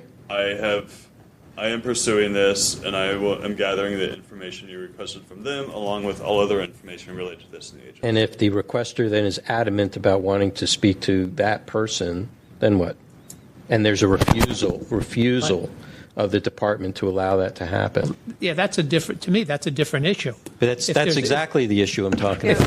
We would never, I don't know about other agencies, but we would never refuse to have a requester speak with the person who provided the records. That does happen very often where they say, I have further questions. Who provided you the documents? Can I speak to them? Yes. Here's their name. Here's their contact info. Yeah, that may not, right. For your department, I hear you, but there are other departments where that doesn't happen. And to me, that's a violation. So a violation of what? But that's an overt of helping them get their records. A violation of for who though? Of who? For the department. But you can't bring penalties against an agency. You can only bring penalties against a person. Would the custodian be in violation then? Yeah, I mean, maybe both of them would be in violation. Because if you're the custodian and you denied allowing a member of the public to talk to an employee in the agency, then you're obstructing the request. Yeah, that would be how I would. Right. Well, see, again, there's a lot of unknowns here. I'd like for us to, continue this conversation in some way and come up with some consensus as to how this is. If we agree to create some internal interpretation, our own internal policy on this is how we're going to regard this particular kind of situation, and we want to send out an advisory to the city family, this is the way we're going to do it, they have some predictability at that point of what, and when somebody brings a complaint against them on this, we'll say, hey, we all agreed, we voted together, this is the way we're interpreting it. If that requester doesn't agree and they want to take it to court and it gets overturned, okay, there you got that. But we shouldn't have to sit here on these particular kinds of issues, whether they're edge or they are core issues, trying to interpret the Sunshine Ordinance. We should have already done that. That level of interpretation should have already been done. And when we end up with a brand new issue, we need to stop and figure it out before we have any other cases come. Because we know people will follow each other. Oh, you did this and you got this result, then I'll replicate that. And it'll get replicated over and over again. If we end up in indecision all the time, it makes we lose our integrity. The entire process loses its integrity. So that's all I'm requesting at this point. I appreciate I appreciate taking the time to go down this road with me on this, but we don't have this, and I've not heard in any of the recordings this kind of discussion over the years when it comes to interpreting various sections when there's been disagreement from city family on that, or disagreement from requesters on that. And I just find that it's our responsibility to do that. All right. Let's move on. Is there any other public comment on this? Okay. Seeing there's no other public comment. Yes. Victor, when you write this up, what did we decide? We didn't decide anything. We're gonna continue this item. Okay. And that way we can. The goal is to try to come up with an interpretation we can all agree on. And I think I will try to attempt to write down a few of the suggestions in minutes for future reference. Yeah, I think that's important. But in the last 2 years, I don't think we've ever all agreed on any one thing other than, some votes that were really obvious. But when it comes to things that are this nuanced and complicated, we never agree. We will have to determine if we want to go with majority rules or not. Right. Yeah. Let's think about that next month then. Yeah. It's just, we can keep separate the interpretation of how we regard the law versus whether a person actually violated it or not. So I'm more concerned about our interpretation so we don't end up mired in disagreement before we can even get to a decision about whether there's a violation or not. Okay. Next item. Next on the agenda, item number 11, file number 17105, hearing to review legislation and policy at the federal, state, and local level, as well as other jurisdictions related to the Sunshine Ordinance and the California Public Records Act.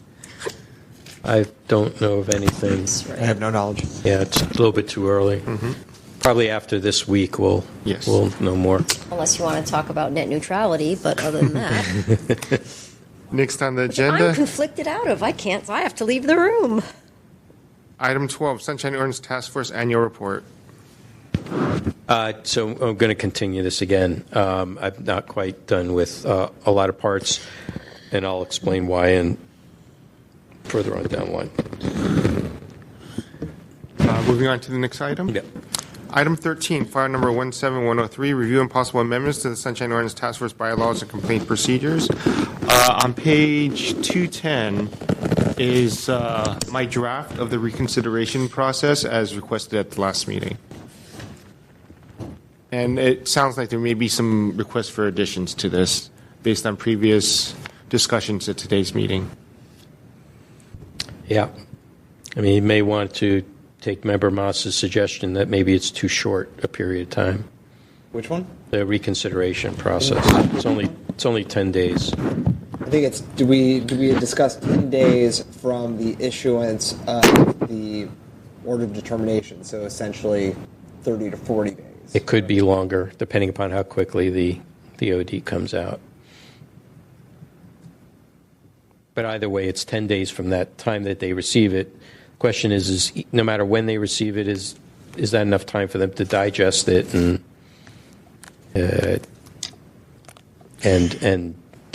decide whether to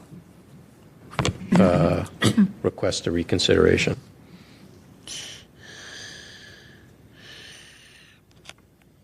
I mean, some people will say it's a knee-jerk reaction. I didn't get it my way. They're wrong. But the other situation is if a new piece of information shows up 30 days later, that's pertinent. Like if it's let's say it's a project, like in the planning department, it's somebody files a permit and then they got to file the blueprints and then they got to file more permits and then there's a conditional use stuff going on. Then there's CEQA. It's a whole process that's happening in real time.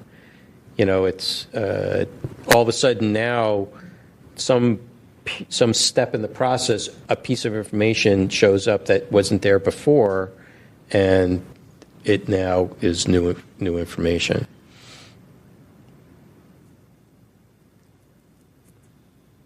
And then the other point is whether we want to agree to have the task force be able to reconsider its own cases, even if they're closed.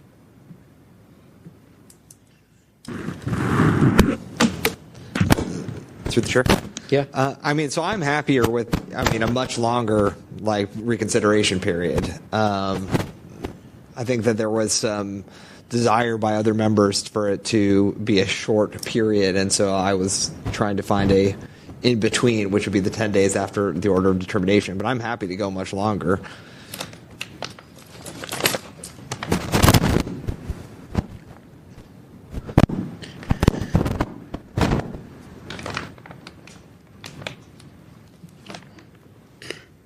I don't see any issues with maybe extending it to 30 days.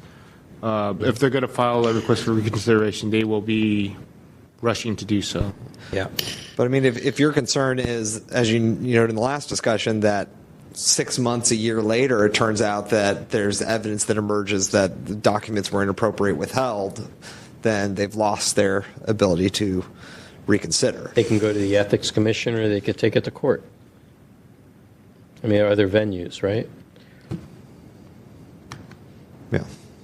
The question is do we want to open that up? You know, if a member of the public were to present it to one of us, and then one of us decides on our own to reconsider it, to bring it and reopen a case for reconsideration, it ends up being on their behalf. Is that ex parte at that point? The case is closed. It's not ex parte, you know, even though they were party to it 6 months or a year ago. These are edge issues, and what if, they're kind of what ifs, but just for the sake of the discussion on extending this time period.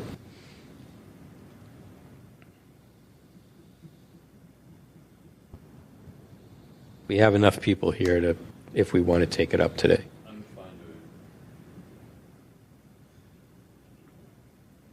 I'm just listening to what people have to say.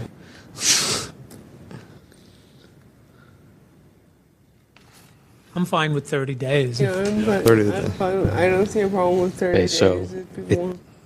from just hearing people we agree speak, on it sounds like No, I disagree.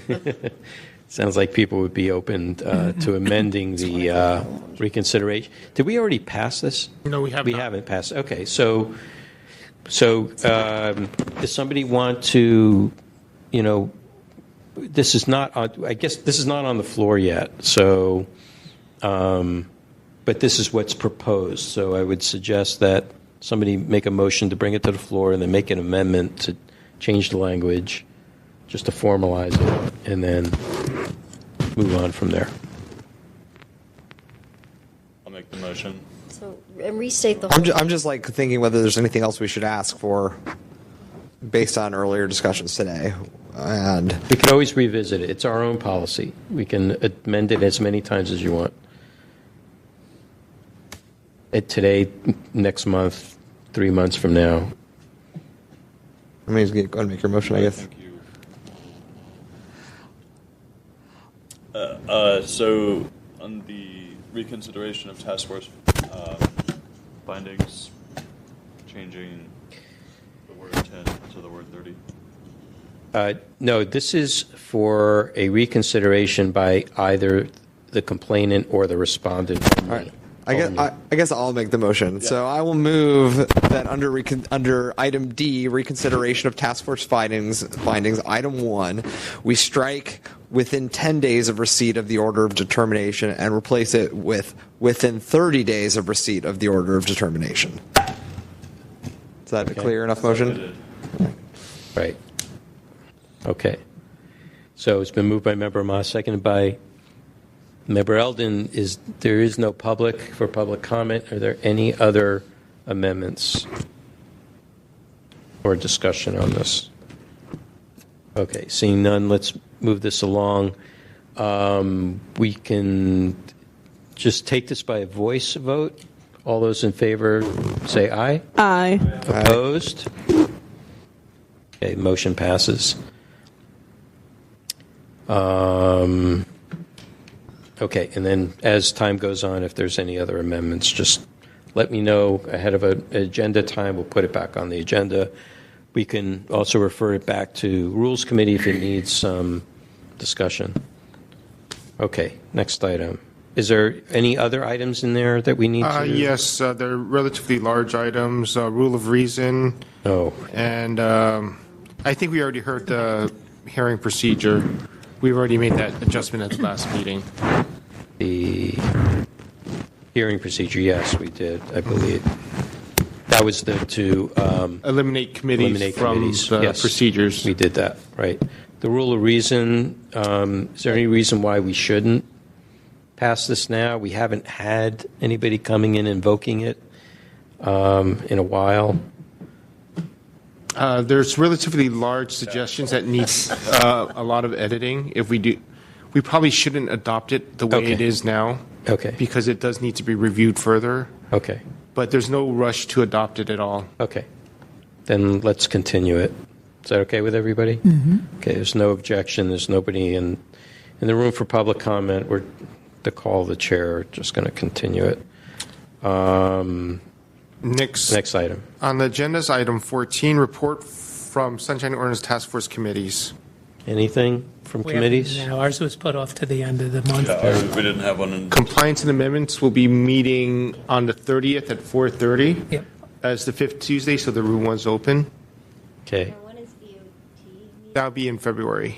February. Third Tuesday in February. So where we then complaint is meeting the week before CAC then. No, there's complaints committee. A complaints committee is meeting this month on the fourth Tuesday. I believe it's that's the the week. 23rd. 23rd. That's- We will need. I believe we do need a replacement member for member Tesfa. Because I believe she's out of the state for the rest of the month. Right. Yeah, there are 5 Tuesdays this month.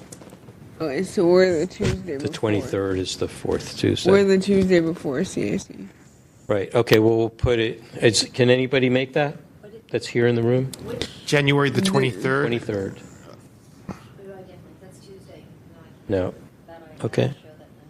All right. I will pull We'll the put it rest of out. the members, but if not, we can go for it with 2 members. Okay. Great. Right, you can make it, right, Bruce? Yeah, I'll be here. Okay. And Whatever the you'll- third Tuesday is. Are you going to be able to chair that meeting? I can chair it. Okay. Okay. Next, IT ad hoc. We haven't had a meeting, and there's. I don't know if there's is there anything we need to discuss around network neutrality with regards to why? So it's not before us. There's no vote on the item right There's now. no vote. We're talking. Say as you will. I'm Yeah, just it's not. I've already been around. No, the discussion is whether we need to anything we need to pay attention to with regards to open government, with regards to network neutrality. I don't think so. Okay. All right. Let's call. There's no public for any other public comment on this item. Let's move to the next item. Item 15, Sunshine Ordinance Task Force Chair's Report. All right. So the Bethesda payment ordinance. I thought I reported this last meeting. We received a new document from Member Moss. Oh, okay. Go ahead. Yeah. So as I had described before, when I filed a list of questions with the Ethics Commission about the Behested Ordinance, they ended up splitting my request into 2. One that was specifically a formal opinion regarding me, and that was the one where they had ruled that the Sunshine Task Force was not subject to the Behested Ordinance. However, they took the rest of my questions and they came up with some formal, I guess what are called, some informal analysis. I don't know what the term is for it, but it's answering further questions I have about how the Behested Ordinance, Behested Payment Ordinance works. That none of this applies to us currently because we're already out of it. However, it is a little frightening how this would apply to us if the new Behested Ordinance is passed. And you can feel free to read through it and see how you are going to have to leave social media and all sorts of stuff and never make anything referencing a nonprofit ever. But it's there for you to look at, and it's what it is.